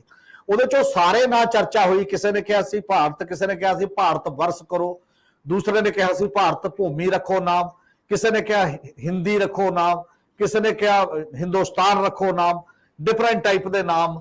ਤੇ ਉਹਨਾਂ ਨੇ ਬਹੁਤ ਵੱਡੀਆਂ ਦਲੀਲਾਂ ਦਿੱਤੀਆਂ ਨੇ ਕਿ ਰਿਗਵੇਦ ਤੋਂ ਲੈ ਕੇ, ਫਲਾਣੇ ਉਪਨਿਸ਼ਦ ਤੋਂ ਲੈ ਕੇ, ਫਲਾਣੇ ਜਿਹੜੀ ਬੀਬੀ ਕੁਸਲਿਆ ਤੇ ਫਲਾਣੇ ਦੇ ਬੇਟੇ ਭਰਤ ਤੋਂ ਲੈ ਕੇ ਡਿਫਰੈਂਟ ਟਾਈਪ ਦੀਆਂ ਚੀਜ਼ਾਂ ਕਿ ਇਸ ਲਈ ਭਾਰਤ ਜਾਂ ਭਾਰਤ ਭਾਰਤ ਜਾਂ ਭੂਮੀ ਰੱਖਿਓ, ਬਾਕੀ ਸਭ ਹਟਾ ਕੇ ਉਦੋਂ ਬਾਅਦ ਲੌਜਿਕ ਇਹ ਦਿੱਤਾ ਗਿਆ ਕਿ ਭਾਰਤ ਬਹੁਤ ਪੁਰਾਣਾ ਇੱਕ ਨਾਮ ਹੈ, ਭਾਰਤ ਆਪਾਂ ਰੱਖ ਲੈਂਦੇ ਆ ਕਿਉਂਕਿ ਹਿਸਟਰੀ 'ਚ ਵੀ ਆ ਬਾਕੀ ਵੀ ਹੈ, ਪਰ ਕਿਉਂਕਿ ਬੜੇ ਲੰਮੇ ਸਮੇਂ ਤੋਂ ਮਾਡਰਨ ਤਰੀਕੇ ਦੇ ਨਾਲ ਜਿਹੜਾ ਸਾਡਾ ਦੇਸ਼ਾਂ ਵਿਦੇਸ਼ਾਂ ਦੇ ਵਿੱਚ ਤੇ ਓਵਰਆਲ ਕੰਮਕਾਜ ਆ ਉਹ ਇੰਡੀਆ ਦੇ ਰੂਪ ਦੇ ਵਿੱਚ ਚੱਲਣ ਲੱਗ ਗਿਆ, ਕਿਉਂਕਿ 190 ਸਾਲ ਬ੍ਰਿਟਿਸ਼ਰ ਰਹੇ ਇੱਥੇ ਤੇ ਲਗਭਗ ਉਦੋਂ ਬਾਅਦ ਆ ਕੇ ਇਸ ਲੈਵਲ ਤੇ ਕੀਤਾ, ਇਸ ਲਈ 2 ਨਾਂ ਕਰਤੇ ਉਹਦੇ ਚ। ਆਰਟੀਕਲ 1 ਦੇ ਵਿੱਚ ਇਹ ਲਿਖਿਆ ਗਿਆ ਗੱਲ ਕਿ ਭਾਰਤ ਦੈਟ ਇਜ਼ ਇੰਡੀਆ ਉਹ ਹੋਊਗਾ ਤੇ ਉਹ ਇੰਡੀਆ ਦੇ ਨਾਲ ਫਿਰ ਅੱਗੇ ਯੂਨੀਅਨ ਆਫ ਸਟੇਟਸ ਹੋਏਗਾ ਤੇ ਇਸ ਸਾਰੇ ਮਾਮਲੇ ਦੇ ਉੱਤੇ ਉਹ ਡਿਬੇਟ ਦਾ ਮਤਲਬ ਕੰਸਟੀਚੁਐਂਟ ਅਸੈਂਬਲੀ ਦੀ ਡਿਬੇਟ ਨੂੰ ਪੜ੍ਹ ਕੇ ਵੀ ਜੇਕਰ ਅੱਜ ਦੇ ਲੌਜਿਕ ਖੜੇ ਕੀਤੇ ਜਾਣ, ਅੱਜ ਕਿਸੇ ਕੋਲ ਉਨੇ ਲੌਜਿਕ ਨਹੀਂ ਹੈ, ਉਨੀ ਡੈਪਥ ਚ ਕੋਈ ਨਹੀਂ ਗਿਆ ਜਿੰਨੀ ਚੋਂ ਬੰਦੇ ਗਏ ਜਿਹੜਿਆਂ ਨੇ ਮਤਲਬ ਵੱਡੇ ਵੱਡੇ ਮਾਮਲਿਆਂ ਦੇ ਵਿੱਚ ਡਿਬੇਟ ਕੀਤੀ। ਦੂਜੀ ਗੱਲ, ਹੁਣ ਜਿਹੜਾ ਸਵਾਲ ਸਾਡੇ ਸਾਹਮਣੇ ਇਸ ਪੱਧਰ ਦੇ ਉੱਤੇ ਹੈ, ਇਹਦਾ ਰਿਐਕਸ਼ਨ ਇਹ ਹੈ ਕਿ ਕੀ ਕੋਈ ਗਵਰਨਮੈਂਟ ਦਾ ਬੰਦਾ ਜਾਂ ਆਰਡਰ ਕਰਕੇ ਜਿਹੜਾ ਆਫੀਸ਼ੀਅਲ ਨਾਮ ਹੈ ਕਨਸਟੀਟਿਊਸ਼ਨ ਦੇ ਆਰਟੀਕਲ 1 ਦਾ ਹਿੱਸਾ ਹੈ ਉਹਨੂੰ ਵਾਇਲੇਟ ਕਰ ਸਕਦਾ? ਇਹ ਰਾਈਟ ਕਿਸੇ ਗਵਰਨਮੈਂਟ ਕੋਲ ਹੈ, ਕਿਸੇ ਵੀ ਇੱਕ ਅਥਾਰਟੀ ਕੋਲ ਬਿਨਾਂ ਕਨਸਟੀਟਿਊਸ਼ਨ ਅਮੈਂਡ ਕੀਤੇ ਤੁਸੀਂ ਉਹਦਾ ਨੋਮੀਕਲੇਚਰ ਬਦਲਣ ਦੀ ਟਰਾਈ ਕਰ ਰਹੇ ਹੋ? ਕੀ ਇਹ ਮਤਲਬ ਅਪਰਾਧ ਜਾਂ ਉਸ ਲੈਵਲ ਦਾ ਨਹੀਂ ਹੈ ਕਿ ਕਨਸਟੀਟਿਊਸ਼ਨਲ ਵਾਇਲੇਸ਼ਨ ਮੰਨੀ ਜਾਣੀ ਚਾਹੀਦੀ ਹੈ ਜਾਂ ਨਹੀਂ ਮੰਨੀ ਜਾਣੀ ਚਾਹੀਦੀ? ਔਰ ਇਹਦੇ ਚੋਂ ਜੈਰਾਮ ਰਮੇਸ਼ ਦਾ ਜਿਹੜਾ ਇੱਕ ਟਵੀਟ ਹੈ, ਜਾਂ ਜੈਰਾਮ ਰਮੇਸ਼ ਜਿਹੜੇ ਕਾਂਗਰਸ ਦੇ ਗੱਲ ਕਰ ਰਹੇ ਨੇ, ਉਹ ਕਹਿੰਦੇ ਹੁਣ ਫਿਊਚਰ ਦੇ ਵਿੱਚ ਇਹਦਾ ਮਤਲਬ ਨਾ ਬਦਲ ਜਾਏਗਾ, ਆਰਟੀਕਲ ਬਿਨਾਂ ਕਨਸਟੀਟਿਊਸ਼ਨ ਅਮੈਂਡਮੈਂਟ ਕੀਤੇ ਇਹ ਹੋ ਜਾਏਗਾ ਹੁਣ ਭਾਰਤ ਦੈਟ ਵਾਜ ਇੰਡੀਆ, ਕਿ ਕਦੇ ਹੁੰਦਾ ਸੀ ਜਿਹੜਾ ਉਸ ਲੈਵਲ ਦੇ ਉੱਤੇ ਹੈ ਤੇ ਅੱਗੇ ਜਾ ਕੇ ਕਹਾਂਗੇ ਕਿ ਉਹ ਯੂਨੀਅਨ ਆਫ ਸਟੇਟਸ ਹੈ। ਵੈਸੇ ਕਹਿੰਦੇ ਯੂਨੀਅਨ ਆਫ ਸਟੇਟਸ ਦੇ ਵੀ ਖਤਰਾ ਮੰਡਰਾ ਰਿਹਾ, ਉੱਤੇ ਹਮਲੇ ਹੋ ਰਹੇ ਨੇ ਲਗਾਤਾਰ, ਜਿਹੜਾ ਫੈਡਰਲ ਸਟਰਕਚਰ ਹੈ ਉਹ ਵੀ ਖਨੀ ਬਚੂਗਾ, ਅੱਗੇ ਜਾ ਕੇ ਨਹੀਂ ਬਚੂਗਾ, ਉਹ ਕੀ ਮਾਮਲਾ ਹੋਏਗਾ ਅਲੱਗ ਗੱਲ ਹੈ। ਇਸ ਕਰਕੇ ਬੜੇ ਕੁਐਸਚਨ ਖੜੇ ਹੋ ਰਹੇ ਨੇ ਜਿਹੜੇ ਕਨਸਟੀਟਿਊਸ਼ਨਲ ਕੁਐਸਚਨ ਨੇ, ਚਾਹੇ ਇੱਕ ਇਲੈਕਸ਼ਨ ਤੇ ਇੱਕ ਨੇਸ਼ਨ ਦਾ ਸਵਾਲ ਹੈ, ਚਾਹੇ ਇਹ ਨਾਮ ਬਦਲਣ ਦਾ ਸਵਾਲ ਹੈ, ਇਹ ਸੰਵਿਧਾਨਕ ਮੁੱਦੇ ਨੇ। ਇਹਦਾ ਮਤਲਬ ਸੰਵਿਧਾਨ ਟੋਟਲੀ ਉੱਡ ਜਾਏਗਾ, ਨਾਮ ਬਾਬਾ ਸਾਹਿਬ ਅੰਬੇਦਕਰ ਫਲਾਣਾ ਤੇ ਐਵੇਂ ਲੈਂਡ ਨੂੰ ਹੈ, ਬਾਕੀ ਬੇਸਿਕ ਸਟਰਕਚਰ ਦੇ ਮੁੱਦੇ ਨਹੀਂ ਹੈ। ਔਰ ਬੇਸਿਕ ਸਟਰਕਚਰ ਜਿਹੜੀ ਜੱਜਮੈਂਟ ਹੈ ਸੁਪਰੀਮ ਕੋਰਟ ਦੀ, ਜਿਹਦੇ ਖਿਲਾਫ ਅੱਜ ਦੇ ਸਾਡੇ ਉਪ ਰਾਸ਼ਟਰਪਤੀ ਜਿਹੜੇ ਬਣੇ ਹੋਏ ਨੇ ਉਹਨਾਂ ਨੇ ਬਿਆਨ ਤੱਕ ਦਿੱਤੇ ਕਿ ਇਹ ਕੋਈ ਮਤਲਬ ਨਹੀਂ ਹੈ, ਸਗੋਂ ਇਹ ਗੁੰਮਰਾਹਕੁੰਨ ਜੱਜਮੈਂਟ ਹੈ। ਸੁਪਰੀਮ ਕੋਰਟ ਦੀ ਮੈਜੋਰਿਟੀ ਦੀ ਇੱਕ ਵੱਡੀ ਜੱਜਮੈਂਟ ਜਿਹਨੇ ਇਹ ਕਿਹਾ ਕਿ ਫੰਡਾਮੈਂਟਲ ਜ ਨਹੀਂ ਬਦਲੇ ਜਾ ਸਕਦੇ ਕਨਸਟੀਟਿਊਸ਼ਨ ਦੇ, ਇੱਕ ਸੰਵਿਧਾਨਕ ਅਹੁਦੇ ਤੇ ਬੈਠਾ ਸ਼ਖਸ ਉਹਨੂੰ ਓਪਨਲੀ ਕਹਿ ਰਿਹਾ ਹੋਵੇ ਤੇ ਕੋਈ ਡਿਸਕਸ਼ਨ ਨਹੀਂ ਹੈ ਕਿਸੇ ਮਾਮਲੇ ਦੇ ਵਿੱਚ ਆਫੀਸ਼ੀਅਲ ਲੈਵਲ ਤੇ, ਨਾ ਰਾਜ ਸਭਾ ਚ ਨਾ ਲੋਕ ਸਭਾ ਦੇ ਵਿੱਚ ਵੀ ਇਹ ਕਿਵੇਂ ਹੋ ਸਕਦਾ ਹੈ? ਬਾਹਰਲਾ ਬੰਦਾ ਕੋਈ ਕਹੇ ਉਹ ਅਲੱਗ ਗੱਲ ਹੈ, ਕਨਸਟੀਟਿਊਸ਼ਨਲ ਪੋਸਟ ਤੇ ਬੈਠੇ ਬੰਦੇ ਉਹਨਾਂ ਨੂੰ ਚੈਲੰਜ ਕਰਦੇ ਹੋਣ ਬਿਨਾਂ ਉਹਦੇ ਤੋਂ, ਤਾਂ ਇਟ ਮੀਨ ਇਹ ਹੈ ਕਿ ਇੱਕ ਬਹੁਤ ਬੜਾ ਇੱਕ ਦਾਇਰਾ ਬਣ ਰਿਹਾ ਹੈ ਕਿ ਸੰਵਿਧਾਨ ਦੀ ਨੇਚਰ ਕਿਵੇਂ ਬਦਲਣੀ ਹੈ, ਤੇ ਸੰਵਿਧਾਨ ਦੀ ਨੇਚਰ ਜੇ ਉਸ ਹੱਦ ਤੱਕ ਬਦਲਦੀ ਹੈ ਤਾਂ ਇਹ ਫਿਊਚਰ ਜਿਹੜੇ ਡਰ ਤੋਂ ਇੰਡੀਆ ਬਣ ਰਿਹਾ ਹੈ ਤੇ ਜਿਹਦੇ ਚ ਇਹ ਹੈ ਵੀ ਮਤਲਬ ਆਈਡੀਆ ਆਫ ਇੰਡੀਆ ਦਾ ਜਿਹੜਾ ਕਨਸੈਪਟ ਹੈ ਕਿ ਉਹ ਸੈਕੂਲਰ ਹੋਵੇ, ਉਹ ਡੈਮੋਕ੍ਰੈਟਿਕ ਹੋਵੇ, ਉਹ ਸੋਸ਼ਲਿਸਟ ਹੋਵੇ, ਜਾਂ ਪ੍ਰੈਂਬਲ ਦੇ ਵਿੱਚ ਜੋ ਲਿਖਿਆ ਗਿਆ, ਚਾਹੇ ਉਹ ਬਾਅਦ ਦੇ ਵਿੱਚ ਪਾਇਆ ਗਿਆ ਪ੍ਰਸਤਾਵਨਾ ਦੇ ਵਿੱਚ, ਜੇ ਉਹਨੂੰ ਮਤਲਬ ਫੰਡਾਮੈਂਟਲ ਕੁਐਸਚਨ ਦਾ ਹਿੱਸਾ ਮੰਨਣਾ ਸਟੇਟਸ ਦਾ ਉਹਦਾ, ਤਾਂ ਲਾਜ਼ਮੀ ਹੈ ਕਿ ਉਹ ਚੀਜ਼ਾਂ ਫਿਰ ਤੁਹਾਨੂੰ ਦੁਬਾਰਾ ਖੜੀਆਂ ਕਰਨੀਆਂ ਪੈਣਗੀਆਂ ਉਸ ਲੈਵਲ ਦੇ ਉੱਤੇ। ਔਰ ਉਹਨਾਂ ਨੇ ਇਹ ਕਿਹਾ ਇੱਕ ਹੱਦ ਤੱਕ, ਇੱਕ ਸਰਦ ਪਵਾਰ ਨੇ ਵੀ ਇਹਦਾ ਵਿਰੋਧ ਕੀਤਾ, ਵੱਖ-ਵੱਖ ਨੇ ਵਿਰੋਧ ਕੀਤਾ, ਔਰ ਇੱਕ ਟਵੀਟ ਇਹੋ ਜਿਹਾ ਜਿਹੜਾ ਬੜਾ ਹੀ ਮਤਲਬ ਉਸ ਲੈਵਲ ਦੇ ਉੱਤੇ ਹੈ ਕਿ ਪਾਰਲੀਮੈਂਟ ਦੇ ਵਿੱਚ ਮੈਜੋਰਿਟੀ ਹੋਣ ਦੇ ਕਾਰਨ ਜੀ ਬੀਜੇਪੀ ਜਿਹੜੀ ਹੈ ਉਹ ਇਹ ਸਮਝ ਰਹੀ ਹੈ ਸ਼ਾਇਦ ਭਾਰਤ ਸਾਡੀ ਜਗੀਰ ਹੋ ਗਿਆ, ਕੰਟਰੀ ਸਾਡੀ ਜਗੀਰ ਹੋ ਗਿਆ, ਸੰਵਿਧਾਨ ਸਾਡੀ ਜਗੀਰ ਹੋ ਗਿਆ, ਇਹਨੂੰ ਜਿਵੇਂ ਮਰਜ਼ੀ ਅਸੀਂ ਬਦਲ ਲਈਏ, ਜਿਵੇਂ ਮਰਜ਼ੀ ਅਸੀਂ ਰੱਖ ਲਈਏ। ਐਡੇ ਸਖਤ ਸ਼ਬਦਾਂ ਦੇ ਟਵੀਟ ਆ ਰਹੇ ਨੇ ਡਿਫਰੈਂਟ ਮਤਲਬ ਧਿਰਾਂ ਦੇ ਵੱਲੋਂ, ਪਰ ਅਜੇ ਤੱਕ ਮੈਨੂੰ ਲੱਗਦਾ ਕਿ ਕੁਝ ਲੋਕ ਜਿਹੜੇ ਨੇ, ਔਰ ਜਿਹੜੇ ਅਸਾਮ ਦਾ ਚੀਫ ਮਿਨਿਸਟਰ ਹੋਇਆ, ਬਾਕੀ ਇਹਨੂੰ ਡਿਫੈਂਡ ਕਰਨ ਆ ਗਏ ਨੇ ਪੋਲੀਟੀਕਲੀ, ਸਗੋਂ ਕਿ ਗੱਲ ਠੀਕ ਹੈ ਜੀ, ਲਿਖੀ ਹੋਈ ਹੈ। ਅਜੇ ਕਿਸੇ ਨੇ ਜਿਹਨੇ ਆਰਡਰ ਦਿੱਤਾ ਕਿ ਐਵੇਂ ਹੋਣਾ ਚਾਹੀਦਾ, ਉਹਦਾ ਨਹੀਂ ਕੋਈ ਆਇਆ ਜਵਾਬ ਕਿਸੇ ਦਾ। ਪਰ ਇੱਕ ਗੱਲ ਜ਼ਰੂਰ ਹੈ ਕਿ ਬੀਜੇਪੀ ਇੱਕ ਗੱਲ 'ਚ ਕਾਮਯਾਬ ਹੁੰਦੀ ਲੱਗਦੀ ਹੈ, ਉਹ ਟੋਟਲ 24 ਦੀ ਇਲੈਕਸ਼ਨ ਦਾ ਏਜੰਡਾ ਜਿਹੜੇ ਰੂਪ 'ਚ ਆਪ ਲਿਜਾਣਾ ਚਾਹੁੰਦੀ ਸੀ ਉਧਰ ਨੂੰ ਧੱਕ ਕੇ ਜਾਇਆ ਜਾ ਰਿਹਾ ਹੈ, ਔਰ ਉਧਰ ਨੂੰ ਸਾਰੇ ਉਸ ਡਿਬੇਟ ਦੇ ਦਾਇਰੇ 'ਚ ਹੁੰਦੇ ਜਾ ਰਹੇ ਨੇ। ਚਾਹੇ ਵਨ ਇਲੈਕਸ਼ਨ ਵਨ ਨੇਸ਼ਨ ਹੋਵੇ, ਹੁਣ ਇੰਡੀਆ ਜਾਂ ਭਾਰਤ ਹੋ ਜਾਊਗਾ, ਕੱਲ ਨੂੰ ਕੋਈ ਹੋਰ ਚੀਜ਼ ਜਿਹੜੀ ਬਦਲੂਗੀ ਪਾਰਲੀਮੈਂਟ 'ਚ, ਸ਼ਾਇਦ ਇਹੀ ਪਾਰਲੀਮੈਂਟ ਦੇ ਉਹ ਸੈਸ਼ਨ ਦਾ ਮੋਟਿਵ ਹੈ ਕਿ ਨੈਰੇਟਿਵ ਕੌਣ ਸਿਰਜੂਗਾ। ਇਦੋਂ ਪਿਛਲੇ 2-3 ਮੀਟਿੰਗਾਂ ਦੇ ਵਿੱਚ ਇੰਡੀਆ ਅਲਾਇੰਸ ਨੈਰੇਟਿਵ 'ਚ ਡੋਮੀਨੇਟ ਕਰ ਗਿਆ ਪਿਛਲੇ ਸਮੇਂ ਦੇ ਦੌਰਾਨ। ਅਗਲੇ ਨੈਰੇਟਿਵ ਦੇ ਵਿੱਚ ਕੀ ਇੰਡੀਆ ਅਲਾਇੰਸ ਆਪਣੇ ਨੈਰੇਟਿਵ ਨੂੰ ਡੋਮੀਨੇਟ ਰੱਖ ਪਾਏਗਾ ਜਾਂ ਇਹਦੇ ਨੈਰੇਟਿਵ ਦੇ ਵਿੱਚ ਚਲਾ ਜਾਏਗਾ, ਫਸ ਜਾਏਗਾ ਉਸੇ ਮਾਮਲੇ ਦੇ ਵਿੱਚ? ਇਹ ਬਹੁਤ ਕਰੂਸ਼ਲ ਚੀਜ਼ ਹੋਏਗੀ ਆਉਣ ਵਾਲੇ ਦਿਨਾਂ ਦੇ ਵਿੱਚ, ਕਿਉਂਕਿ ਜਿਹਦਾ ਨੈਰੇਟਿਵ ਬਣਦਾ, ਵਰਤਾਂਤ ਬਣਦਾ, ਤੇ ਲੋਕਾਂ ਦੀ ਵੋਟ ਨੂੰ ਉਹ ਚੀਜ਼ ਬਹੁਤ ਵੱਡੇ ਪੱਧਰ ਤੇ ਪ੍ਰਭਾਵਿਤ ਕਰਦੀ ਹੈ। ਬਾਈ ਹੁੱਕ ਔਰ ਕਰੁੱਕ ਹਰ ਹੀਲੇ ਸੱਤਾ ਦੇ ਵਿੱਚ ਜਿਹੜੀ ਜਿੱਤ ਦਾ ਕੁਐਸਚਨ ਹੈ। ਪੈਸਾ ਤਾਂ ਚੱਲਣਾ ਹੀ ਆ ਪਾਣੀ ਵਾਂਗ, ਇਲੈਕਟੋਰਲ ਬਾਉਂਡ ਦਾ ਪਤਾ ਨਹੀਂ ਕਿਹੜੇ ਕਿਹੜੇ ਬੰਦੇ ਕਿੰਨੇ ਕਾਰਪੋਰੇਟ ਕਿੰਨਾ ਪੈਸਾ ਲਾਉਣਗੇ, ਕਿਉਂਕਿ ਉਹ ਸਾਹਮਣੇ ਨਹੀਂ ਹੋਣਾ, ਤੇ ਉਹ ਚੀਜ਼ਾਂ ਤਾਂ ਹੋਣਗੀਆਂ ਹੀ। ਪਰ ਆ ਜਿਹੜਾ ਧਰਮ ਦਾ ਮਾਮਲਾ, ਸਿੰਬਲ ਦਾ ਮਾਮਲਾ, ਸਿੰਬੋਲਿਕ ਸਿਆਸਤ ਦਾ ਜਿਹੜਾ ਇਸ਼ੂ ਹੈ, ਇਹ ਬਹੁਤ ਇੰਪੋਰਟੈਂਟ ਹੁੰਦਾ ਇਲੈਕਸ਼ਨ ਦੇ ਵਿੱਚ। ਅਗਲੀ ਇਲੈਕਸ਼ਨ ਦੇ ਵਿੱਚ ਹੁਣ ਇਹਦਾ ਜਵਾਬ ਕੀ ਹੋਏਗਾ ਐਜ ਏ ਇੰਡੀਆ ਅਲਾਇੰਸ ਦੇ ਵੱਲੋਂ, ਇਹ ਦੇਖਣ ਵਾਲਾ ਹੋਏਗਾ। ਸਰਦਾਰ ਜਗਤਾਰ ਸਿੰਘ ਜੀ, ਮੁੱਢਲੇ ਦੌਰ 'ਚ ਤਾਂ ਇੰਜ ਲੱਗਦਾ ਸੀ ਕਿ ਜਿਵੇਂ ਜਿਹੜਾ ਇਹ ਗੱਠਜੋੜ ਹੈ ਇੰਡੀਆ ਦੇ ਨਾਂ ਥੱਲੇ, ਇਹਨੇ ਕਾਫੀ ਡਿਫੈਂਸਿਵ ਕਰਤਾ ਹੈ ਭਾਰਤੀ ਜਨਤਾ ਪਾਰਟੀ ਨੂੰ ਔਰ ਕੇਂਦਰੀ ਸੱਤਾ ਨੂੰ, ਪਰ ਸੱਚਮੁੱਚ ਹੀ ਡਿਫੈਂਸਿਵ ਕੀਤਾ ਹੈ। ਔਰ ਉਹ ਉਸ ਤੋਂ ਬਾਅਦ ਜ਼ਿਆਦਾ ਹਮਲਾਵਰ ਹੋਣ ਦੇ ਯਤਨ 'ਚ ਉਹਨਾਂ ਦਾ ਖੌਫ ਵੀ ਨਜ਼ਰ ਆਇਆ। ਮਤਲਬ ਜੇ ਤੁਸੀਂ ਇੰਡੀਆ ਨਾਂ ਤੋਂ ਹੀ ਦੂਰੀ ਬਣਾ ਜਾਓ, ਇਹਦਾ ਮਤਲਬ ਹੈ ਕਿ ਤੁਸੀਂ ਉਹਨਾਂ ਦੇ ਏਜੰਡੇ ਨੂੰ ਖੌਫ ਵਜੋਂ ਲਿਆ, ਤੁਸੀਂ ਉਹਨੂੰ ਐਕਸੈਪਟ ਕਰ ਲਿਆ ਕਿ ਹਾਂ ਲੋਕਾਂ ਦੇ ਵਿੱਚ ਮੈਸੇਜ ਗਿਆ ਕਿ ਹਾਂ ਅਸੀਂ ਡਰੇ ਆ ਥੋੜਾ ਜਿਹਾ। ਪਰ ਇਹਦਾ ਮਤਲਬ ਦੂਜੇ ਨਜ਼ਰੀਏ ਤੋਂ ਇਹ ਵੀ ਆ ਕਿ ਉਹ ਕਿਸੇ ਵੀ ਹੱਦ ਤੱਕ ਜਾ ਸਕਦੇ, ਸੱਤਾਧਾਰੀ ਕਿਸੇ ਵੀ ਹੱਦ ਤੱਕ ਜਾ ਸਕਦੇ ਆ। ਦੂਜੀ ਧਿਰ ਦੀਆਂ ਕੁਝ ਲਿਮਿਟੇਸ਼ਨਸ ਹੋਣਗੀਆਂ ਵੀ ਉਹ ਕਿਸ ਹੱਦ ਤੱਕ ਜਾ ਸਕਦੇ। ਉਹਨਾਂ ਕੋਲ ਕੇਂਦਰੀ ਪਾਵਰ ਨਹੀਂ ਹੈ, ਲੇਕਿਨ ਕੇਂਦਰੀ ਪਾਵਰ ਜਿੰਨਾ ਕੋਲੇ ਉਹ ਕੁਝ ਵੀ ਕਰ ਸਕਣਗੇ ਮੋਦੀ ਸਾਹਿਬ ਦਾ ਆਪਣਾ, ਉਹਨਾਂ ਦਾ ਵਰਕਿੰਗ, ਉਹਨਾਂ ਦੀ ਕਾਰਜਸ਼ੈਲੀ ਤੋਂ। ਸੋ ਇਹ ਖੌਫ ਜਿਹੜਾ ਸਰਦਾਰ ਹਰਮੀਤ ਸਿੰਘ ਜੀ ਦੱਸ ਰਹੇ ਸੀ ਕਾਂਗਰਸੀਆਂ ਦੇ ਵਿੱਚ ਹੈ ਕਿ ਕੁਝ ਵੀ ਹੋ ਸਕਦਾ ਹੈ, ਬਾਜੀ ਕਦੇ ਵੀ ਪਲਟੀ ਜਾ ਸਕਦੀ ਹੈ। ਸੰਵਿਧਾਨਕ ਸੋਧਾ ਕੀ, ਜੇ ਮੋਦੀ ਜੀ ਨੇ ਤਾਂ ਕੁਝ ਵੀ ਸੰਭਵ ਸੋਚ ਸਕਦੇ ਹੋ ਤੁਸੀਂ। ਸੋ ਇਹਨੂੰ ਹੁਣ ਕਿਵੇਂ ਆਪਾਂ ਲਈਏ? ਆਉਂਦੇ ਦਿਨਾਂ ਦੀ ਰਾਜਨੀਤੀ ਇੱਕ ਇੱਕ ਦਿਨ ਦੇ ਆਧਾਰ ਤੇ ਬਦਲੂਗੀ, ਔਰ ਜਿਸ ਤਰੀਕੇ ਨਾਲ 2-3 ਦਿਨਾਂ ਦੇ ਵਿੱਚ, 4 ਦਿਨਾਂ ਦੇ ਵਿੱਚ ਸਰਕਾਰ ਵਾਲੀ ਪਾਸਿਓਂ ਮੋਹਰੇ, ਜਾਂ ਜਿਸ ਤਰੀਕੇ ਨਾਲ ਉਹਨਾਂ ਜਾਲ ਵਿਛਾਇਆ, ਬਾਕੀ ਸਾਰਾ ਦੇਸ਼ ਉਹ ਟ੍ਰੈਪ 'ਚ ਆ ਜਾਂਦਾ ਹੈ। ਪੂਰੀ ਪੋਲਿਟਿਕਸ, ਦੇਸ਼ ਭਰ ਦੀ ਪੋਲਿਟਿਕਸ, ਵੱਖ-ਵੱਖ ਵਿਚਾਰ ਵਾਲੀ ਪੋਲਿਟਿਕਸ, ਉਹਦੇ ਦੁਆਲੇ ਕੇਂਦਰਿਤ ਤਾਂ ਉੱਥੇ ਡਿਬੇਟ ਹੋ ਰਹੀ ਹੈ। ਹੁਣ ਅੱਜ ਦੀ ਡਿਬੇਟ ਜਿਹੜੀ ਆ ਟੋਟਲ ਇੱਥੇ ਖੜੀ ਹੋ ਗਈ ਆ ਕੇ ਕਿ ਕੁਝ ਵੀ ਬਦਲਿਆ ਜਾ ਸਕਦਾ ਹੈ। ਜੀ, ਜਿਹੜੀ ਗੱਲ ਤੁਸੀਂ ਕੀਤੀ ਹੈ ਵੀ ਕੁਝ ਵੀ ਬਦਲਿਆ ਜਾ ਸਕਦਾ, ਕਿਸੇ ਹੱਦ ਤੱਕ ਵੀ ਜਾਇਆ ਜਾ ਸਕਦਾ।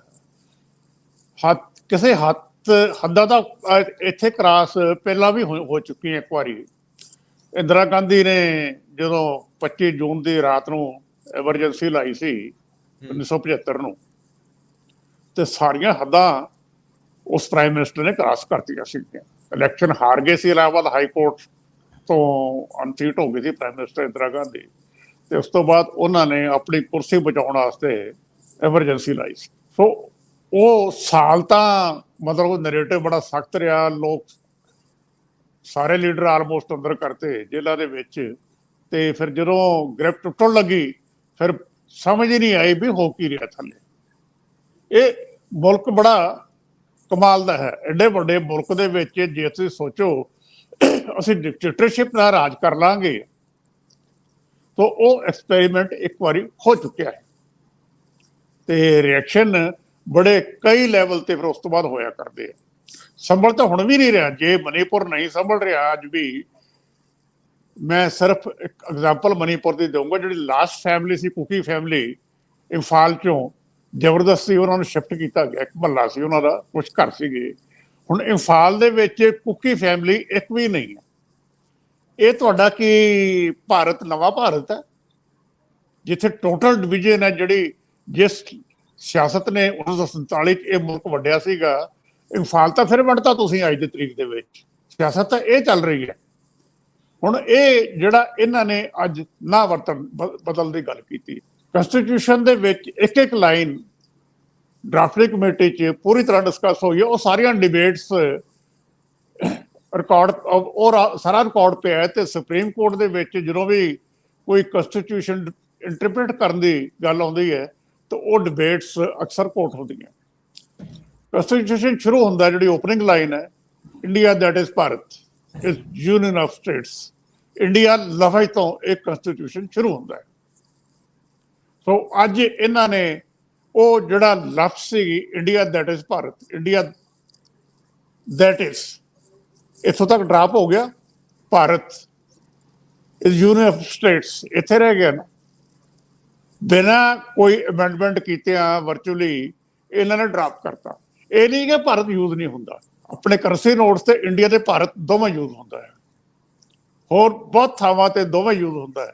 Gazette notification government of India, Bharat ਸਰਕਾਰ ਦੋਵੇਂ ਯੂਜ਼ ਹੁੰਦੀਆਂ। ਲੇਕਿਨ ਜਿਸ ਢੰਗ ਦੇ ਨਾਲ ਔਰ ਜਿਸ ਮੌਕੇ ਤੇ ਇਹਨਾਂ ਨੇ ਡਰਾਪ ਕੀਤਾ ਹੈ, ਉਹ ਇੱਕ ਬਹੁਤ ਵੱਡਾ ਹਿੰਟ ਹੈ ਕਿ ਇਹ ਹਿੰਦੁਸਤਾਨ ਜਾਟ ਕਿਹੜੇ ਪਾਸੇ ਰਿਹਾ ਹੈ। ਦੂਸਰਾ, ਹੁਣ ਇਹ ਤਾਂ ਹਰ ਬੰਦਾ ਕਹਿ ਰਿਹਾ ਵੀ ਜਿਹੜਾ ਨੋਮਨਕਲੇਚਰ ਨਾਨ ਬੀਜੇਪੀ ਗਰੁੱਪ ਦਾ ਇੰਡੀਆ ਬਣਿਆ ਹੈ, ਉਹਦਾ ਨਾਂ ਲੈਣ ਤੋਂ ਵੀ ਘਬਰਾ ਗਏ। ਉਹ ਉਹਨਾਂ ਦੀ ਮਾਸਟਰ ਸਟ੍ਰੋਕ ਹੈ ਇਸ ਗੱਲ ਤੇ ਆ ਕੇ, ਜੇ ਉਹਦੇ ਰਿਐਕਸ਼ਨ ਦੇ ਵਿੱਚ ਮੋਦੀ ਜੀ ਨੇ ਫੈਸਲਾ ਕੀਤਾ ਹੈ ਕਿ ਇੰਡੀਆ ਡਰਾਪ ਹੀ ਕਰ ਦਿਓ, ਨਾ ਹੀ ਨਾ ਲਓ, ਤੇ ਨਾ ਤਾਂ ਲੈਣਾ ਤੁਸੀਂ ਰੋਕ ਨਹੀਂ ਸਕਦੇ। ਹੁਣ ਲੇਟੈਸਟ ਜਿਹੜਾ ਸਬਜੈਕਟ ਹੈ ਮੋਦੀ ਜੀ ਦਾ, ਸਪੇਸ, ਇਸਰੋ ਤਾਂ ਇੰਡੀਅਨ ਸਪੇਸ ਰਿਸਰਚ ਆਰਗੇਨਾਈਜੇਸ਼ਨ ਹੈ, ਉਹ ਭਾਰਤ ਤਾਂ ਇਮੀਡੀਏਟਲੀ ਹੋ ਨਹੀਂ ਸਕਦੀ ਨਾ, ਉਹ ਤਾਂ ਇਸਰੋ ਹੀ ਰਹੇਗੀ। IAS ਇੰਡੀਅਨ ਐਡਮਿਨਿਸਟ੍ਰੇਟਿਵ ਸਰਵਿਸ ਹੀ ਰਹਿਣਗੇ, IPS ਇੰਡੀਅਨ ਪੁਲਿਸ ਸਰਵਿਸ ਹੀ ਰਹੇਗੀ। ਸੋ ਇੰਡੀਆ ਤੁਸੀਂ ਕਿੱਥੇ ਕਿੱਥੇ ਡਰਾਪ ਕਰੋਗੇ? ਇੰਟਰਨੈਸ਼ਨਲ ਲੈਵਲ ਤੇ ਜਿਹੜਾ ਲਫ਼ਜ਼ ਇਸ ਮੁਲਕ ਬਾਰੇ ਵਰਤਿਆ ਜਾਂਦਾ ਹੈ ਸਾਰੇ ਕਮਿਊਨੀਕੇਸ਼ਨ ਦੇ, ਸਾਰੀ ਹਿਸਟਰੀ ਬੁੱਕਸ ਦੇ ਵਿੱਚ, ਉਹ ਇੰਡੀਆ ਹੈ, ਭਾਰਤ ਨਹੀਂ ਕਿਤੇ ਵੀ। ਤੁਸੀਂ ਕੋਈ ਕਿਤਾਬ ਚੱਕ ਲਓ ਇੰਟਰਨੈਸ਼ਨਲ ਲੈਵਲ, ਇੰਟਰਨੈਸ਼ਨਲ ਕਿ ਤੁਹਾਡੀਆਂ ਆਪਣੀਆਂ ਯੂਨੀਵਰਸਿਟੀਜ਼ ਦੀ ਵੀ ਅੱਜ ਦੀ ਡੇਟ ਤੱਕ ਦੀਆਂ, ਉਹਨਾਂ ਸਾਰਿਆਂ ਦੇ ਵਿੱਚ ਜਿਹੜਾ ਲਫ਼ਜ਼ ਹੈ, ਉਹ ਮੈਨੂੰ ਭਾਰਤ ਕਿਤੇ ਨਾ, ਜਿੰਨਾ ਮੈਂ ਪੜ੍ਹਿਆ, ਮੈਂ ਕੋਈ ਬਹੁਤਾ ਨਹੀਂ ਪੜ੍ਹਿਆ, ਮੇਰੀ ਲਿਮਿਟੇਸ਼ਨ ਹੈ, ਲੇਕਿਨ ਜਿੰਨਾ ਕੁ ਮੈਂ ਹਿਸਟਰੀ ਦੀਆਂ ਕਿਤਾਬਾਂ ਪੜ੍ਹਿਆ, ਉਹਦੇ ਵਿੱਚ ਮੈਨੂੰ ਕਿਤੇ ਭਾਰਤ ਨਹੀਂ ਕਿਤੇ ਅੰਗਰੇਜ਼ੀ ਦੀਆਂ ਕਿਤਾਬਾਂ 'ਚ ਨਜ਼ਰ ਆਇਆ। ਹਿੰਦੀ ਦੀਆਂ ਕਿਤਾਬਾਂ ਜ਼ਰੂਰ ਭਾਰਤ ਲਿਖਿਆ ਹੁੰਦਾ, ਲਫ਼ਜ਼ ਇੰਗਲਿਸ਼ ਦੇ ਵਿੱਚ ਇੰਡੀਆ ਵਰਤਿਆ ਜਾਂਦਾ ਹੈ। ਸੋ ਇਹ ਜਿਹੜਾ ਇਹ ਨੈਰੇਟਿਵ ਬਿਲਡ ਕਰ ਰਹੇ ਆ, ਮੈਂ ਕੁਝ ਦਿਨ ਪਹਿਲਾਂ ਗੱਲ ਕੀਤੀ ਸੀਗੀ ਕਿ ਮੋਦੀ ਜੀ ਆਪਣੀ ਜਿਹੜੀ 9 ਸਾਲ ਦੀ ਪਰਫਾਰਮੈਂਸ ਹੈ ਉਹਦੇ ਤੇ ਇਲੈਕਸ਼ਨ ਨਹੀਂ ਲੜ ਰਹੇ। ਇਹ ਮੁੜ ਕੇ ਫਿਰ ਹਿੰਦੂਤਵਾ ਦਾ ਏਜੰਡਾ ਜਿਹੜਾ ਹੈ ਉਹ ਸਿਰਜਿਆ ਜਾ ਰਿਹਾ ਹੈ। ਇੱਕ ਇੱਕ ਇਸ਼ੂ ਲੈ ਕੇ ਤੁਸੀਂ ਪਰਫਾਰਮੈਂਸ, ਇਕਨੋਮੀ, ਉਹ ਇਸ਼ੂ ਪਾਸੇ ਨਿਗਲੈਕਟ ਕਰਕੇ ਤੁਸੀਂ ਇਹਨਾਂ ਮੁੱਦਿਆਂ ਤੇ ਇਲੈਕਸ਼ਨ ਲੜਨ ਦੀ ਕੋਸ਼ਿਸ਼ ਕਰ ਰਹੇ ਹੋ। ਕੀ ਹਿੰਦੁਸਤਾਨ ਦੇ ਲੋਕ, ਮੈਂ ਲਫ਼ਜ਼ ਹਿੰਦੁਸਤਾਨ ਵਰਤਣਾ ਹੁੰਦਾ ਕਿਉਂਕਿ ਤੁਹਾਡੇ ਏਸ਼ੀਅੰਟ ਇੰਡੀਆ ਦੇ ਵਿੱਚ ਇਹ ਲਫ਼ਜ਼ ਵਰਤਿਆ ਗਿਆ ਹੈ, ਜਦ ਕਿ ਇਹ ਆਇਆ ਤਾਂ ਪਰਸ਼ੀਅਨ ਤੋਂ ਹੈ। ਜਿਹੜਾ ਲਫ਼ਜ਼ ਹਿੰਦੂ ਹੈ ਇਹ ਵੀ ਪਰਸ਼ੀਅਨ ਤੋਂ ਹੀ ਆਇਆ। ਇਹ ਮੈਂ ਇਹਨਾਂ ਦੇ RSS ਵਾਲਿਆਂ ਦਾ ਕਿਤੇ ਪੜ੍ਹ ਰਿਹਾ ਸੀ, ਕਹਿੰਦੇ ਵੀ ਹਿੰਦੂ ਲਫ਼ਜ਼ ਹੀ ਬਾਹਰੋਂ ਆਇਆ, ਇਹ ਪਰਸ਼ੀਅਨ ਲਫ਼ਜ਼ ਹੈਗੇ ਸਾਰੇ, ਉੱਥੋਂ ਆਉਂਦੇ ਸਾਰੇ। ਸੋ ਇਹ ਜਿਹੜਾ ਨਵਾਂ ਨੈਰੇਟਿਵ ਸਿਰਜਿਆ ਜਾ ਰਿਹਾ, ਫਿਰ ਜਿਹੜੀ 9 ਸਾਲ ਦੀ ਪਰਫਾਰਮੈਂਸ ਹੈ ਉਹ ਭਾਈ ਤੁਹਾਡੀ ਜ਼ੀਰੋ ਹੋ ਗਈ। ਆਉਣ ਵਾਲੇ ਸਮੇਂ ਦੇ ਵਿੱਚ ਇਕਾਨਮੀ ਦਾ ਫਿਰ ਕੰਟਰੋਲ ਨਹੀਂ ਹੋ ਰਹੀ, ਤੁਹਾਡੀ ਇਨਫਲੇਸ਼ਨ ਕੰਟਰੋਲ ਨਹੀਂ ਹੋ ਰਹੀ, ਲਗਾਤਾਰ ਕੀਮਤਾਂ ਵੱਧ ਰਹੀਆਂ। ਹਾਂਜੀ, ਜੇ ਤੁਸੀਂ 800 ਰੁਪਏ ਕੀਮਤ ਵਧਾ ਕੇ ਗੈਸ ਦੇ ਸਿਲੰਡਰ ਦੇ 200 ਰੁਪਏ ਸਸਤੀ ਕਰ ਦਿਓ ਤਾਂ ਮੁੜ ਕੇ ਪ੍ਰਚਾਰ ਕਰੋ ਅਸੀਂ ਰਿਲੀਫ ਇਹਨਾਂ ਦੇਤਾ। ਜੇ ਤੁਹਾਡੀ ਇਹੀ ਪਰਫਾਰਮੈਂਸ ਹੈ ਫਿਰ ਇਲੈਕਸ਼ਨ ਇਹਨਾਂ ਮੁੱਦਿਆਂ ਤੇ ਹੀ ਲੜੀ ਜਾਏਗੀ ਇਹਨਾਂ ਵੱਲੋਂ। ਇਹ ਹੁਣ ਦੇਖਣਾ ਇਹ ਹੈ ਕਿ ਇਹ ਪਤਾ ਕਾਂਗਰਸ ਲੈਡ ਜਿਹੜਾ ਇੰਡੀਆ ਹੈ ਇਹਨਾਂ ਨੂੰ ਵੀ ਸਾਰਾ ਪਤਾ ਹੈ ਕਿ ਇਹ ਇਸ਼ੂ ਡਾਇਵਰਟ ਕਰਨ ਦੀ ਕੋਸ਼ਿਸ਼ ਕੀਤੀ ਜਾ ਰਹੀ ਹੈ। ਇਹ ਹੁਣ ਆਉਣ ਵਾਲੇ ਸਮੇਂ ਦੇ ਵਿੱਚ ਨਜ਼ਰ ਆਏਗਾ, ਟਾਈਮ ਤਾਂ 1 ਮਹੀਨਾ ਦੇ ਵਿੱਚ ਇਹ ਨੈਰੇਟਿਵ ਬਿਲਡ ਹੋਣਾ ਸਾਰਾ। ਅੱਜ ਹੀ ਇੱਕ ਨੈਰੇਟਿਵ ਸਿਰਜਣ ਦੀ ਕੋਸ਼ਿਸ਼ ਕੀਤੀ ਗਈ ਜਦੋਂ ਨਾਨ ਬੀਜੇਪੀ ਪਾਰਟੀ ਸਾਰੀਆਂ ਨੇ ਹੀ ਇਸ ਚੀਜ਼ ਦਾ ਨੋਟਿਸ ਲਿਆ ਜਿਹੜਾ ਭਾਰਤ ਲਫ਼ਜ਼ ਵਰਤਿਆ ਗਿਆ ਤੇ ਇਹਦੇ ਤੇ ਬੀਜੇਪੀ ਨੇ ਨਾਲ ਹੀ ਅਟੈਕ ਸ਼ੁਰੂ ਕਰਤਾ ਬਈ ਤੁਸੀਂ ਜਿਹੜਾ ਭਾਰਤ ਹੈ ਲਫ਼ਜ਼ ਇਹਨੂੰ ਨਫ਼ਰਤ ਕਿਉਂ ਕਰਦੇ। ਗੱਲ ਨਫ਼ਰਤ ਕਰਦੇ ਨਹੀਂ ਜੀ, ਗੱਲ ਤਾਂ ਇਹ ਹੈ ਕਿ ਇਸ ਨੈਰੇਟਿਵ ਨੂੰ ਕਾਊਂਟਰ ਕਿਵੇਂ ਕਰਨਾ ਹੈ, ਗੱਲ ਇੰਨੀ। ਮਤਲਬ ਇਹ ਮੁੱਦਾ ਇਸ ਤਰੀਕੇ ਦਾ ਸਰਦਾਰ ਹਰਮੀਤ ਸਿੰਘ ਜੀ ਬਣਾਇਆ ਜਾ ਰਿਹਾ ਕਿ ਅਸਲ ਭਾਰਤ ਕਿਹੜਾ ਹੈ। ਮਤਲਬ ਉਹ ਲੋਕ ਜਿਹੜੇ ਅੰਗਰੇਜ਼ਾਂ ਵਾਂਗ ਸੋਚਦੇ ਆ ਉਸ ਤਰ੍ਹਾਂ ਦੀ ਜੀਵਨ ਸ਼ੈਲੀ ਦੇ ਆ ਕਿ ਜਾਂ ਅਸਲ ਭਾਰਤੀ ਏ। ਹੁਣ ਗੱਲ ਫਿਰ ਸੰਸਕ੍ਰਿਤੀ ਤੇ ਆ ਗਈ, ਫਿਰ ਗੱਲ ਆ ਕੇ ਤੁਸੀਂ ਮੁੱਦੇ ਨੂੰ, ਵੈਸੇ ਹੈ ਕਮਾਲ ਹੈ ਇਹ ਦੇਸ਼ ਦੇ ਵਿੱਚ ਸਿਆਸਤ ਜਿਵੇਂ ਹੁੰਦੀ ਆ, ਕੋਈ ਡਿਬੇਟ ਕਿਸੇ ਚੀਜ਼ ਦੇ ਉੱਤੇ ਹੋ ਹੀ ਨਹੀਂ ਰਹੀ, ਕੋਈ ਬੋਲ ਹੀ ਨਹੀਂ ਰਿਹਾ ਮੇਨ ਲੀਡਰ, ਔਰ ਸਾਰੇ ਦੇ ਸਾਰੇ ਉਹਨਾਂ ਦੇ ਹੈਂਡਲਰ ਜਿਹੜੇ ਹੈਗੇ ਉਹ ਬੋਲ ਰਹੇ ਆ। ਔਰ ਮੋਰ ਓਵਰ ਰਣਨੀਤੀਕਾਰ, ਚੁਣਾਵੀ ਰਣਨੀਤੀਕਾਰ ਉਹ ਸਾਰੀਆਂ ਰਣਨੀਤੀਆਂ ਬਣਾ ਰਹੇ ਨੇ। ਸਰਦਾਰ ਹਰਮੀਤ ਸਿੰਘ ਜੀ, ਚਲੋ ਇਹਦੇ ਉੱਤੇ ਤੁਹਾਡੀ ਟਿੱਪਣੀ ਤਾਂ ਇੱਕ ਬਹੁਤ ਛੋਟੀ ਜੀ ਸਾਰਥਕ ਹੋਊਗੀ, ਪਰ ਮੈਂ ਫਿਰ ਵਾਪਸ ਮੁੜਦਾ ਹੈ, ਪਤਾ ਨਹੀਂ ਕਿਉਂ ਮੇਰੀ ਇਸ ਪੋਲਿਟਿਕਸ ਦੇ ਵਿੱਚ ਜ਼ਿਆਦਾ ਜਿੱਥੇ ਬੈਠੇ ਹੋਏ ਆ ਇਹਦੇ ਦੁਆਲੇ ਦੁਆਲੇ ਘੁੰਮਣ ਨੂੰ ਜੀ ਕਰਦਾ ਹੈ। ਜਦੋਂ ਲੜਾਈ ਇੰਨੀ ਗਹਿ ਗੱਚ ਹੋ ਚੁੱਕੀ ਹੈ, ਇਹਦਾ ਮਤਲਬ ਹੈ ਕਿ ਇਹਨਾਂ 13 ਸੀਟਾਂ ਤੇ ਬੀਜੇਪੀ ਕੋਈ ਰਿਸਕ ਨਹੀਂ ਲਊਗੀ, ਤਾਂ ਫਿਰ ਕੀ ਉਹ ਬਹੁਤ ਥੋੜੇ ਸਮੇਂ ਦੇ ਵਿੱਚ ਅਕਾਲੀਆਂ ਨਾਲ ਕਈ ਗੇੜ ਦੀ ਗੱਲਬਾਤ ਦਾ ਆਗਾਜ਼ ਕਰ ਦੂਗੀ? ਇਹ ਹੈ ਓਵਰਆਲ ਇੰਡੀਆ ਲੈਵਲ ਤੇ ਤਾਂ ਬੀਜੇਪੀ ਤਾਂ ਕੋਸ਼ਿਸ਼ ਆਪਣੇ ਲੈਵਲ ਤੇ ਕਰਦੀ ਹੈ, ਕਾਂਗਰਸ ਜਿਵੇਂ ਮਿਸਾਲ ਦੇ ਤੌਰ ਤੇ ਤੇਲੰਗਾਨਾ ਹੈ, ਤੇਲੰਗਾਨਾ ਦੀ ਸਟੇਟ ਦੇ ਵਿੱਚ ਵੀ ਉਹਨੇ ਆਪਣੇ ਢੰਗ ਨਾਲ ਕੀਤਾ ਸੀਗਾ, BRS ਬਣਾ ਲਈ ਸੀ। ਸਭ ਦੇ ਯਾਦ ਹੋਣਾ ਕਿ ਭਾਰਤ ਰਾਸ਼ਟਰੀ ਸੰਮਤੀ ਨੇ ਇੱਕ ਵੱਡੀ ਰੈਲੀ ਕੀਤੀ ਸੀ ਹੈਦਰਾਬਾਦ ਦੇ ਵਿੱਚ, ਜਿਹਦੇ ਚ ਕੇਜਰੀਵਾਲ, ਭਗਵੰਤ ਮਾਨ, ਜਿਹਦੇ ਚ ਮਮਤਾ ਬੈਨਰਜੀ ਨੂੰ ਵੀ ਸੱਦਿਆ ਸੀ ਤੇ ਉਹ ਸਾਰੇ ਗਏ ਵੀ ਸੀਗੇ। ਉਹਨੇ ਰਾਸ਼ਟਰੀ ਪਾਰਟੀ ਬਣਾਈ ਸੀ, ਆਪਣੇ ਢੰਗ ਨਾਲ ਕਿਸਾਨਾਂ ਨੂੰ ਸੱਦਿਆ ਸੀ, ਦੇਸ਼ ਦੇ ਨੂੰ ਅਲੱਗ-ਅਲੱਗ ਲੀਡਰਾਂ ਨੂੰ, ਕਿ ਮੈਂ ਤਾਂ ਪੂਰਾ ਇਹ ਕਰਾਂਗਾ ਜੀ।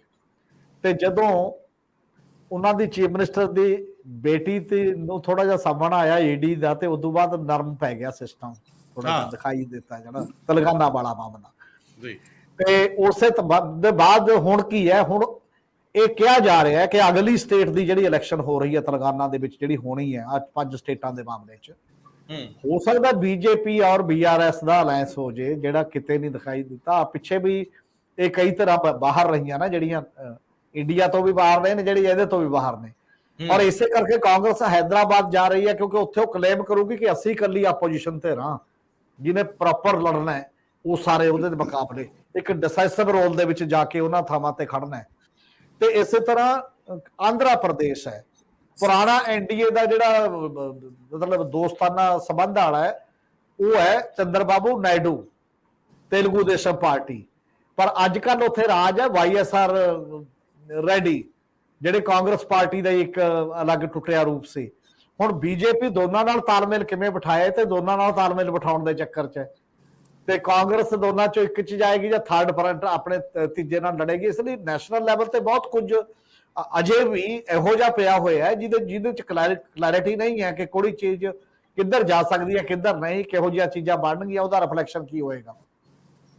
ਔਰ ਇਸੇ ਕਰਕੇ ਸ਼ਾਇਦ ਇਹ ਰੋਲ ਘਚੋਲਾ ਵੀ ਪਾਇਆ ਜਾ ਰਿਹਾ। ਜਦੋਂ ਮੈਨੂੰ ਲੱਗਦਾ ਕਿ ਜਦੋਂ ਇੰਡੀਆ ਦਾ ਜਿਹੜਾ ਇੱਕ ਏਜੰਡਾ ਆਏਗਾ ਨਾ, ਜਿਹੜਾ ਮੋਟੇ ਤੌਰ ਤੇ ਮੋਟੇ ਪੁਆਇੰਟ ਆਏ ਨੇ, ਜਿਹੜੇ ਰੈਜੂਲੇਸ਼ਨ ਸੀਗੇ ਉਸ ਪੱਧਰ ਦੇ ਉੱਤੇ, ਕਿ ਗਰੀਬੀ ਦਾ ਕੁਐਸਚਨ ਹੈ, ਮਹਿੰਗਾਈ ਦਾ ਕੁਐਸਚਨ ਹੈ, ਬੇਰੁਜ਼ਗਾਰੀ ਦਾ ਸਵਾਲ ਹੈ, ਡਿਫਰੈਂਟ ਟਾਈਪ ਦੇ ਕੰਟਰੀ ਦੇ ਇਮੇਜ ਦੇ ਸਵਾਲ ਨੇ, ਇੱਥੇ ਜਿਹੜੇ ਨਫ਼ਰਤ ਫੈਲਾਈ ਜਾ ਰਹੀ ਹੈ ਉਹਦੇ ਮੁਕਾਬਲੇ ਲੋਕਾਂ ਦੀ ਇਕਸੁਰਤਾ ਦਾ, ਸਾਂਝੀਵਾਲਤਾ ਦਾ ਕੁਐਸਚਨ ਹੈ। ਇਹ ਜਦੋਂ ਕਲੀਅਰ ਕੱਟ ਏਜੰਡਾ, ਇੱਕ ਮੂਵ ਜਿਹੜੀਆਂ ਉਹਨੇ ਰੈਲੀਆਂ ਮਤਲਬ ਪਲਾਨ ਕੀਤੀਆਂ ਨੇ, ਅਗਲੇ ਦਿਨਾਂ ਤੋਂ ਸ਼ੁਰੂ ਹੋ ਜਾਣਗੀਆਂ ਸਾਰੀਆਂ ਸਟੇਟਾਂ ਦੇ ਵਿੱਚ, ਸਾਰੀ ਲੀਡਰਸ਼ਿਪ ਕਾਮਨ ਰੈਲੀਆਂ 'ਚ ਜਾਏਗੀ, ਉਦੋਂ ਸੰਭਵ ਹੈ ਕਿ ਨੈਰੇਟਿਵ ਕੁਝ ਬਦਲੇ, ਕਿਉਂਕਿ ਜਦੋਂ ਉਹ ਨੈਰੇਟਿਵ ਆਪਣੇ 'ਚ ਪੈਣਗੇ। ਹਜੇ ਉਹ ਪ੍ਰੈਕਟਿਸ ਦੇ ਵਿੱਚ ਆਉਣੀਆਂ ਚੀਜ਼ਾਂ ਨੇ, ਅਜੇ ਉਹ ਪ੍ਰੈਕਟਿਸ ਦੇ ਵਿੱਚ ਨਹੀਂ ਆਈਆਂ, ਅਜੇ ਉਹ ਮੀਟਿੰਗਾਂ ਦਾ ਅਗਲਾ ਸਟੈਪ ਦੇ ਤੌਰ ਤੇ ਹੈ। ਇਸ ਤੋਂ ਬਾਅਦ ਸ਼ਾਇਦ ਚੀਜ਼ਾਂ ਇਹ ਉਸ ਰੂਪ ਦੇ ਵਿੱਚ ਬਦਲਣਗੀਆਂ, ਜਦੋਂ ਦੋਨੇ ਧਿਰਾਂ ਦੀਆਂ ਫਿਰ ਮਾਸ ਮੂਵਮੈਂਟ ਦੇ ਤੌਰ ਤੇ ਉਹਨਾਂ ਨੂੰ ਇੱਕ ਗੱਲ ਪਤਾ ਕਿ ਮੀਡੀਆ ਬਹੁਤਾ ਉਹਨਾਂ ਦੇ ਨਾਲ ਨਹੀਂ ਹੈ। ਜਿਵੇਂ ਰਾਹੁਲ ਗਾਂਧੀ ਨੇ ਉਸ ਮੀਟਿੰਗ 'ਚ ਪਹਿਲੀ ਵਾਰ ਕਿਹਾ ਸੀ ਕਿ ਤੁਹਾਡੇ ਪੈਰਾਂ 'ਚ ਵੀ ਚੈਨ ਪਾਈ ਹੋਈ ਹੈ, ਅਸੀਂ ਜੇ ਆਗੇ ਚੇਨ ਤੋੜਾਂਗੇ ਘੱਟੋ ਘੱਟ ਜਿਹੜੀ ਮੀਡੀਆ ਦੇ ਪੈਰਾਂ ਚੇਨ। ਇਹ ਬਹੁਤ ਇੱਕ ਮੈਸੇਜ ਸੀ, ਇਸ ਲਈ ਉਹ ਕਹਿ ਰਿਹਾ ਕਿ ਰੈਲੀ ਜਿਹੜੀ ਆ ਪਬਲਿਕ ਦੇ ਨਾਲ ਡਾਇਰੈਕਟ ਸੰਪਰਕ ਹੈ, ਇਹਦਾ ਕੋਈ ਬਦਲ ਨਹੀਂ ਹੈ। ਦੂਜਾ, ਉਹ ਡਾਇਰੈਕਟ ਸੰਪਰਕ ਦਾ ਜਿਹੜਾ ਰੂਪ ਦੇ ਵਿੱਚ ਜਿਹਦੇ 'ਚੋਂ ਪਛੜਦੇ ਰਹੇ ਹਮੇਸ਼ਾ ਹੀ ਨਾਨ BJP ਗਰੁੱਪ, ਜਿਹੜੇ ਕੰਪੈਰੇਟਿਵਲੀ BJP ਦੇ ਉਸ ਪੱਧਰ ਦੇ ਉੱਤੇ ਨਹੀਂ ਰਹੇ। ਸ਼ਾਇਦ ਲੜਾਈ ਉਦੋਂ ਉਸੇ ਮੈਦਾਨ ਦੇ ਵਿੱਚ ਹੋਣੀ ਹੈ। ਟੈਕਨੀਕ ਜਿੰਨੀ ਮਰਜ਼ੀ ਵੱਧ ਜੇ, ਉਹਦਾ ਬਦਲ ਉਹ ਨਹੀਂ ਹੋ ਸਕਦੀ, ਜਿਹੜੀ ਡਾਇਰੈਕਟ ਕੰਟੈਕਟ ਦਾ ਜਿਹੜਾ ਇੱਕ ਕੁਐਸਚਨ ਹੁੰਦਾ, ਉੱਥੋਂ ਇਹ ਪਤਾ ਲੱਗੂਗਾ। ਫਿਰ ਇਹ ਪੰਜਾਬ ਦਾ ਕੁਐਸਚਨ ਹੈ, ਉਹਦੇ ਨਾਲ ਹੀ ਜੁੜਿਆ ਹੋਇਆ। ਜਦੋਂ ਹੁਣ BJP ਲਗਾਤਾਰ ਯੂਪੀ ਦੀਆਂ 3-4 ਬਹੁਤ ਛੋਟੀਆਂ ਪਾਰਟੀਆਂ ਨੂੰ ਨਾਲ ਰੱਖ ਰਹੀ ਹੈ, ਬਿਹਾਰ ਦੀਆਂ ਪਾਰਟੀਆਂ ਚਲੀਆਂ ਗਈਆਂ ਕਿੰਨੀਆਂ ਹੀ, ਉਹ ਜਿਵੇਂ ਰਾਮਵਿਲਾਸ ਪਾਸਵਾਨ ਦਾ ਜਿਹੜਾ ਬੇਟਾ ਚਿਰਾਗ ਪਾਸਵਾਨ LJP ਉਹਨੇ ਬਣਾਈ ਹੋਈ ਹੈ, ਉਹਨੂੰ ਵੀ ਨਾਲ ਲੈ ਰਹੀ ਹੈ। ਉਹਦਾ ਵਿਰੋਧੀ ਪਾਰਟੀ ਬਣਾ ਕੇ ਇੱਕ ਉਹਦਾ ਚਾਚਾ ਵੀ ਨਾਲ ਇੱਕ ਪਾਰਟੀ ਬਣਾ ਕੇ ਹਟਿਆ, ਉਹਨੂੰ ਵੀ ਕਿਵੇਂ ਨਾਲ ਲੈਣਾ ਹੈ। ਜੀਤਨ ਮਾਂਝੀ ਦੀ ਪਾਰਟੀ ਨੂੰ ਕਿਵੇਂ ਨਾਲ ਰਹਿਣਾ ਹੈ। ਜਿਹੜੀਆਂ ਛੋਟੇ ਗਰੁੱਪ ਨੇ ਵੀ ਕੋਈ ਚਲਾ ਨਾ ਜਾਵੇ, ਇਹ ਲੜਾਈ ਡਿਸੈਸਿਵ ਹੈ, ਇਸ ਕਰਕੇ ਹਰ ਇੱਕ ਨੂੰ ਨਾਲ ਲੈਣ ਦੀ ਟਰਾਈ ਕਰ ਰਹੀ ਹੈ BJP। ਤਾਂ ਪੰਜਾਬ 'ਚ ਉਸ ਡਾਇਰੈਕਸ਼ਨ ਨੂੰ ਦੇਖਦੇ ਹੋਏ ਮੈਨੂੰ ਨਹੀਂ ਲੱਗਦਾ ਕਿ ਉਹ ਅਕਾਲੀ ਦਲ ਨੂੰ ਉਦੋਂ ਤੱਕ ਨਾਲ ਨਾ ਲਵੇ। ਜੇ ਐਡੀ ਫਸਵੀਂ ਲੜਾਈ ਜਿਹੜੀ ਹੁੰਦੀ ਹੈ ਤਾਂ ਉਧਰ ਨੂੰ ਜਾਂਦੀ ਹੈ, ਤੇ ਫਿਰ ਇਹੋ ਜਿਹੇ ਅਕਾਲੀ ਦਲ ਨੂੰ ਨਾਲ ਲੈਣਾ ਬੁਰਾ ਵੀ ਕੀ ਹੈ, ਜਿਹੜਾ ਉਹ ਤਾਂ ਅਨਕੰਡੀਸ਼ਨਲ ਸਪੋਰਟ ਤੇ ਬੈਠਾ, ਵੈਸੇ ਹੀ ਚਾਹ ਰਿਹਾ ਕਿ ਸਾਨੂੰ ਨਾਲ ਤਾਂ ਲੈ ਲਓ, ਅਸੀਂ ਵਨ ਨੇਸ਼ਨ ਵਨ ਇਲੈਕਸ਼ਨ 'ਚ ਵੀ ਤੁਹਾਡੇ ਨਾਲ ਆ, ਜੋ ਕਹੋਗੇ ਬਾਕੀ ਵੀ ਤੁਹਾਡੇ ਨਾਲ ਆ। ਤੇ ਇਹ ਤਾਂ ਕੋਈ ਪ੍ਰੋਬਲਮ ਕ੍ਰੀਏਟਰ ਹੋ ਹੀ ਨਹੀਂ ਸਕਦੇ BJP ਲਈ, ਇਸ ਕਰਕੇ ਉਹਨੂੰ ਨਾਲ ਲੈਣਾ ਤਾਂ ਕੋਈ ਔਖਾ ਕੰਮ ਨਹੀਂ। ਤਾਂ ਮੈਨੂੰ ਲੱਗਦਾ ਕਿ ਪੰਜਾਬ ਦੇ ਵਿੱਚ ਜਿਹੜੀ ਇਲੈਕਸ਼ਨ ਹੋਏਗੀ, ਫਿਰ ਜੇਕਰ ਇਹਨੂੰ ਡਿਸਾਈਸਿਵ ਰੋਲ 'ਚ ਆਉਂਦਾ, ਆ ਬਾਕੀ ਛੋਟੀਆਂ ਧਿਰਾਂ ਨੂੰ ਵੀ ਜਿਵੇਂ ਉਹ ਬਿਹਾਰ ਦੇ ਵਿੱਚ ਕਰ ਰਹੇ ਨੇ, ਜਿਵੇਂ ਯੂਪੀ ਦੇ ਵਿੱਚ ਕਰ ਰਹੇ ਨੇ, ਤਾਂ ਢੀਂਡਸਾ ਗਰੁੱਪ ਜੇ ਉਹ ਇਹਨਾਂ ਨੂੰ ਵੀ ਨਾਲ ਲੈ ਲੈਣਗੇ ਉਸੇ ਰੂਪ ਦੇ ਵਿੱਚ ਉਹਨਾਂ ਕੁ, ਜੇ ਸਹਿਮਤੀ ਨਾ ਵੀ ਹੋਈ, ਕਿਉਂਕਿ ਇਹਨਾਂ ਨੇ ਜਾਣਾ ਕਿੱਥੇ, ਉਹ ਰਸਤਾ ਹੀ ਕੋਈ ਨਹੀਂ। ਇਹ ਨਾਲ ਉਰਤਾ ਰਹਿਣਗੇ ਤੇ ਉਹ ਇਸ ਲੈਵਲ ਤੇ ਖੇਡਣਗੇ ਉਸੇ ਸਾਰੇ ਮਾਮਲੇ 'ਚ। ਜਿਵੇਂ ਪਹਿਲਾਂ ਉਹਨਾਂ ਨੇ ਐਲਜੇਪੀ ਤੇ ਨਤੀਸ਼ ਨੂੰ ਵੀ ਨਾਲ ਰੱਖਿਆ, ਨਤੀਸ਼ ਨੂੰ ਡਾਊਨ ਕਰਨ ਦੇ ਕਰਕੇ ਉਦੋਂ ਬਾਅਦ ਤੇ ਉਹਦੇ ਮੁੰਡੇ ਨੂੰ ਨਾਲ ਰੱਖਿਆ, ਫਿਰ ਵੀ ਕਿਸੇ ਨਾ ਕਿਸੇ ਰੂਪ ਦੇ ਵਿੱਚ। ਤਾਂ ਹੀ ਉਸੇ ਗੁੱਸੇ 'ਚੋਂ ਨਤੀਸ਼ ਬਾਹਰ ਗਿਆ ਨਾ ਬੀਜੇਪੀ 'ਚੋਂ, ਕਿ ਮੇਰਾ ਤੁਸੀਂ ਰੁਤਬਾ ਘਟਾ ਕੇ ਸਾਰੀਆਂ ਚੀਜ਼ਾਂ ਕਰ ਰਹੇ ਹੋ। ਇਸ ਲਈ ਜਿਹੜੀ ਉਹ ਸਟ੍ਰੈਟਜੀ ਹੈ, ਉਹ ਸਟ੍ਰੈਟਜੀ ਦੇ ਅੰਤਰਗਤ ਮੈਨੂੰ ਇਹ ਲੱਗਦਾ ਕਿ ਇਲੈਕਸ਼ਨ ਤੱਕ ਇਹਨਾਂ ਦਾ ਕੁਛ ਨਾ ਕੁਛ ਸੰਭਾਵਨਾ ਹੈ ਦੋਨਾਂ ਦੀ, ਨਹੀਂ ਤਾਂ ਦੋਨਾਂ ਨੂੰ ਮਿਲੂਗਾ ਕੁਛ ਨਹੀਂ ਉਸ ਪੱਧਰ ਦੇ ਉੱਤੇ। ਸ਼ਾਇਦ ਲੜਾਈ ਵੀ ਪ੍ਰੋਪਰ ਨਾ ਬਣੇ, ਮਤਲਬ ਜਿਹੜੀ ਵੱਡੀ ਲੜਾਈ ਬਣਨ ਦਾ ਕੁਐਸਚਨ ਹੈ, ਕਿਉਂਕਿ ਅਕਾਲੀ ਦਲ ਐਜ ਏ ਪੰਥਕ, ਐਜ ਏ ਓਰੀਜਨਲ ਆਪਣੇ ਏਜੰਡੇ ਤੇ ਤਾਂ ਜਾਣ ਲਈ ਤਿਆਰ ਨਹੀਂ। ਜੇ ਜਾਣ ਲਈ ਤਿਆਰ ਨਹੀਂ ਤਾਂ ਰਿਵਾਈਵ ਕਿਵੇਂ ਹੋਣਾ? ਜੇ ਰਿਵਾਈਵ ਨਹੀਂ ਹੋਣਾ ਤਾਂ ਜਿੰਨੇ ਕੁ ਬੰਦੇ, ਜਿੰਨਾ ਕੁ ਕੇਡਰ ਜੁੜਿਆ ਉਹਨੂੰ ਤਾਂ ਨਾਲ ਰੱਖਣਾ ਨਾ, ਜਿਹੜੇ ਉਹੇ ਜਿਹੇ ਬਣੇ ਨੇ, ਤੇ ਫਿਰ ਉਹ ਅਲਾਇੰਸ ਚ ਉਹਨਾਂ ਕੁ ਨਾਲ ਰਹੂਗਾ। ਉਹਨੇ ਕੁ ਨਾਲ ਕਿੰਨੀਆਂ ਸੀਟਾਂ ਆਉਂਦੀਆਂ ਨੇ, ਨਹੀਂ ਆਉਂਦੀਆਂ, ਇਹ ਅਗਲਾ ਸਵਾਲ ਹੈ ਇਲੈਕਸ਼ਨ ਲੜਨ ਦੇ ਵਾਸਤੇ ਦੋਨੇ ਧਿਰਾਂ ਨੂੰ। ਪਰ ਇਹ ਹਾਲਾਤ ਉਧਰ ਨੂੰ ਦੱਬ ਕੇ ਲਿਜਾ ਰਹੇ ਨੇ ਕਿ ਇਹਨਾਂ ਦੇ ਵਿੱਚ ਅਲਾਇੰਸ ਵੱਲ ਨੂੰ ਚੀਜ਼ ਜਾ ਸਕਦੀ ਹੈ, ਅੱਜ ਹੋਵੇ ਨਾ ਹੋਵੇ, ਆਉਣ ਵਾਲੇ ਸਮੇਂ ਦੇ ਵਿੱਚ।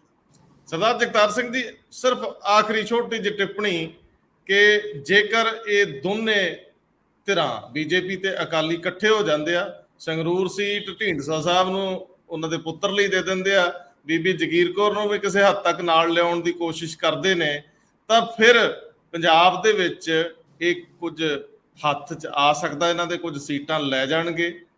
ਕੀ ਕਹਿੰਦੇ ਹੋ? ਕਿਉਂਕਿ ਦੂਜੀਆਂ ਦੋਵੇਂ ਧਿਰਾਂ ਜਿਹੜੀਆਂ ਨੇ, ਜੇ ਉਹ ਇਕੱਠੀਆਂ ਹੋ ਜਾਂਦੀਆਂ ਤਾਂ ਲੜਾਈ ਕੀ ਪ੍ਰਤੀਸ਼ਤਤਾ 'ਚ ਰਹੂਗੀ? ਤੁਸੀਂ ਲੈ ਲਓ ਵੀ 15 ਤੋਂ 18% ਜਿਹੜਾ ਵੋਟ ਬੇਸ ਹੈ ਅਕਾਲੀ ਦਲ ਦਾ, ਉਹ ਤਾਂ ਕਾਇਮ ਹੈ। ਪਰ ਉਸ ਵੋਟ ਬੇਸ ਦੇ ਹੁੰਦਿਆਂ ਵੀ ਅਸੈਂਬਲੀ 'ਚ ਭਾਈ ਸੀਟਾਂ ਤਾਂ 3 ਹੀ ਆਈਆਂ ਸੀ ਨਾ ਲੈ ਦੇ ਕੇ। ਜਿਹੜੀ ਪਰਸੈਂਟੇਜ ਹੁੰਦੀਆਂ ਇਹ ਕਈ ਵਾਰੀ ਮਿਸਲੀਡਿੰਗ ਹੁੰਦੀ ਹੈ।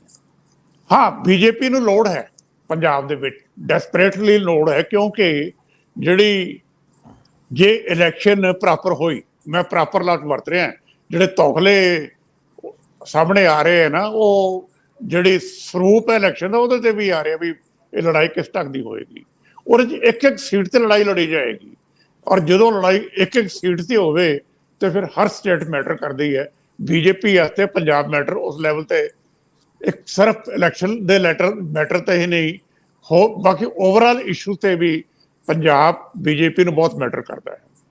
ਇੱਕ ਮਾਈਨੋਰਿਟੀ ਜਿਹੜੀ ਨੈਸ਼ਨਲ ਲੈਵਲ ਤੇ ਅਗਰੈਸਿਵ ਹੈ ਤੇ ਡਾਇਨਾਮਿਕ ਹੈ, ਉਹ ਨਾਲ ਲਾਉਣੀ ਉਹਨਾਂ ਵਾਸਤੇ ਇੱਕ ਵੱਡਾ ਸਿਗਨਲ ਹੈ। ਬੀਜੇਪੀ ਨੇ ਕੋਸ਼ਿਸ਼ ਕੀਤੀ ਹੈ ਕਿ ਮਾਈਨਸ ਸ਼੍ਰੋਮਣੀ ਅਕਾਲੀ ਦਲ, ਜਾਂ ਤੁਸੀਂ ਕਹਿ ਲਓ ਕਿ ਮਾਈਨਸ ਸੁਖਬੀਰ ਸਿੰਘ ਬਾਦਲ ਫੈਮਿਲੀ, ਨਵੀਂ ਲੀਡਰਸ਼ਿਪ ਐਮਰਜ ਹੋ ਸਕੇ, ਲੇਕਿਨ ਉਹ ਪੋਸੀਬਲ ਨਹੀਂ ਹੋਇਆ। ਜਿਹੜੇ ਲੀਡਰ ਉੱਠੇ ਵੀ ਉਹਨਾਂ ਦੇ ਬੜੇ ਛੋਟੇ ਛੋਟੇ ਕੰਸਰਨ ਸੀਗੇ, ਇਸ ਕਰਕੇ ਉਹ ਕੋਈ ਬਦਲ ਉੱਭਰ ਨਹੀਂ ਸਕਿਆ ਇਫੈਕਟਿਵ। ਸੋ ਜੇ ਬਦਲ ਨਹੀਂ ਉੱਭਰ ਸਕਿਆ ਤੇ ਢੀਂਡਸਾ ਜੀ ਮੇਨ ਉਹਨਾਂ ਨੇ ਅੱਗੇ ਲਾਏ ਸੀਗੇ, ਉਹਨਾਂ ਦੀ ਸਮੱਸਿਆ ਤਾਂ ਇੱਕੋ ਸੀਟ ਹੈ, ਪਰਮਿੰਦਰ ਉਹਨਾਂ ਦਾ ਬੇਟਾ, ਉਹਨੂੰ ਸੰਗਰੂਰ ਮਿਲ ਜਾਏਗੀ ਤੇ ਬੀਜੇਪੀ ਬਾਕੀ ਅਕਾਲੀ ਦਲ ਨਾਲ ਸਮਝੌਤਾ ਕਰ ਲਏਗਾ। ਉਹ ਤਾਂ ਪੁਰਾਣੀ ਟ੍ਰੈਡੀਸ਼ਨ ਹੈ। ਅਕਾਲੀ ਦਲ ਤਾਂ ਫੰਕਸ਼ਨਲੀ ਅੱਜ ਵੀ ਬੀਜੇਪੀ ਨੂੰ ਸਪੋਰਟ ਕਰਦਾ ਜਾ ਰਿਹਾ, ਉਹਨਾਂ ਦੀ ਕਿਸੇ ਪਾਲਿਸੀ ਨੂੰ ਅਪੋਜ਼ ਨਹੀਂ ਕਰ ਰਿਹਾ। ਉਹ ਤਾਂ ਬੜਾ ਕਲੀਅਰ ਜੀ ਲਾਈਨ ਲੈ ਕੇ ਚੱਲੇ ਹੋਏ ਹੈ ਕਿ ਅਸੀਂ ਬੀਜੇਪੀ ਦੇ ਨਾਲ ਹੀ ਰਹਿਣਾ ਹੈ ਪ੍ਰੈਕਟੀਕਲੀ। ਸੋ ਫੰਕਸ਼ਨਲੀ ਉਹ ਅੱਜ ਵੀ ਨਾਲ ਹੈਗੇ ਆ ਤੇ ਮੇਰਾ ਖਿਆਲ ਇਹ ਐਡਜਸਟਮੈਂਟ ਹੋ ਜਾਏਗੀ, ਉਹਦੇ ਨਾਲ ਲੜਾਈ ਬਣ ਜਾਏਗੀ ਪੰਜਾਬ ਦੇ ਵਿੱਚ, ਮੈਂ ਇਹ ਜ਼ਰੂਰ ਕਹੂੰਗਾ। ਕਿਉਂਕਿ ਜੇ ਕਾਂਗਰਸ ਤੇ ਆਪ ਸੀਟਾਂ ਵੰਡ ਕੇ ਲੜਦੇ ਹੈ ਤੇ ਫਿਰ ਇੱਕ ਧਿਰ ਸਾਹਮਣੇ ਜਿਹੜੀ ਇਮਰਜ ਹੋਏਗੀ ਉਹ ਅਕਾਲੀ ਦਲ ਲੜ ਧਿਰ ਹੋਏਗੀ, ਸਪੋਰਟਡ ਬਾਈ ਬੀਜੇਪੀ। ਤਾਂ ਇੰਟਰਸਟਿੰਗ ਫਰੇਮਵਰਕ ਉਹ ਬਣ ਜਾਏਗਾ ਪੰਜਾਬ ਦਾ। ਹਾਂ, ਦਿਲਚਸਪ ਬਣ ਜਾਊਗਾ। ਸੀਟਾਂ ਬਾਰੇ ਕੁਝ ਕਹਿਣਾ ਜੇ ਬਹੁਤ ਸਮੇਂ ਤੋਂ ਪਹਿਲਾਂ ਦੀ ਗੱਲ ਹੋਊਗੀ। ਆਮ ਆਦਮੀ ਪਾਰਟੀ ਉਦੋਂ ਤੱਕ ਕਿੰਨੀਆਂ ਗਲਤੀਆਂ ਕਰਦੀ ਹੈ ਤੇ ਕਾਂਗਰਸ ਰੋਲ ਦੇ ਵਿੱਚ ਕਿੰਨੀ ਕੁ ਹੁੰਦੀ ਹੈ, ਕਿੰਨੀਆਂ ਕੁ ਸੀਟਾਂ ਤੱਕ ਉਹਨੂੰ ਰੱਖਿਆ ਜਾਂਦਾ, ਇਹ ਵੀ ਅਹਿਮ ਹੋਊਗਾ। ਤੇ ਕਿਹੜੀ ਸੀਟ ਤੇ ਕੌਣ ਲੜ ਰਿਹਾ, ਇਹ ਵੀ ਬੜਾ ਅਹਿਮ ਹੋਊਗਾ। ਕਈ ਵਾਰੀ ਵਿਅਕਤੀਗਤ ਤੌਰ ਤੇ ਕੋਈ ਸੀਟ ਹੀ ਇੰਨੀ ਅਹਿਮ ਹੋ ਜਾਂਦੀ ਆ, ਜਿਵੇਂ ਬਠਿੰਡੇ ਦੀ ਸੀਟ ਜਾਂ ਸੁਖਬੀਰ ਸਿੰਘ ਬਾਦਲ ਜਿੱਥੋਂ ਲੜਨ, ਕਈ ਵਾਰੀ ਕੰਸਰਨ ਵੱਡੇ ਹੁੰਦੇ ਆ। ਜਦੋਂ ਇੱਜ਼ਤ ਦਾ ਸਵਾਲ ਹੁੰਦਾ ਤੇ ਫਿਰ ਸਭ ਕੁਝ ਝੋਕਤਾ ਜਾਂਦਾ। ਬਹੁਤ ਮਿਹਰਬਾਨੀ, ਬਹੁਤ ਧੰਨਵਾਦ। ਥੈਂਕ ਯੂ, ਸ਼ੁਕਰੀਆ ਜੀ।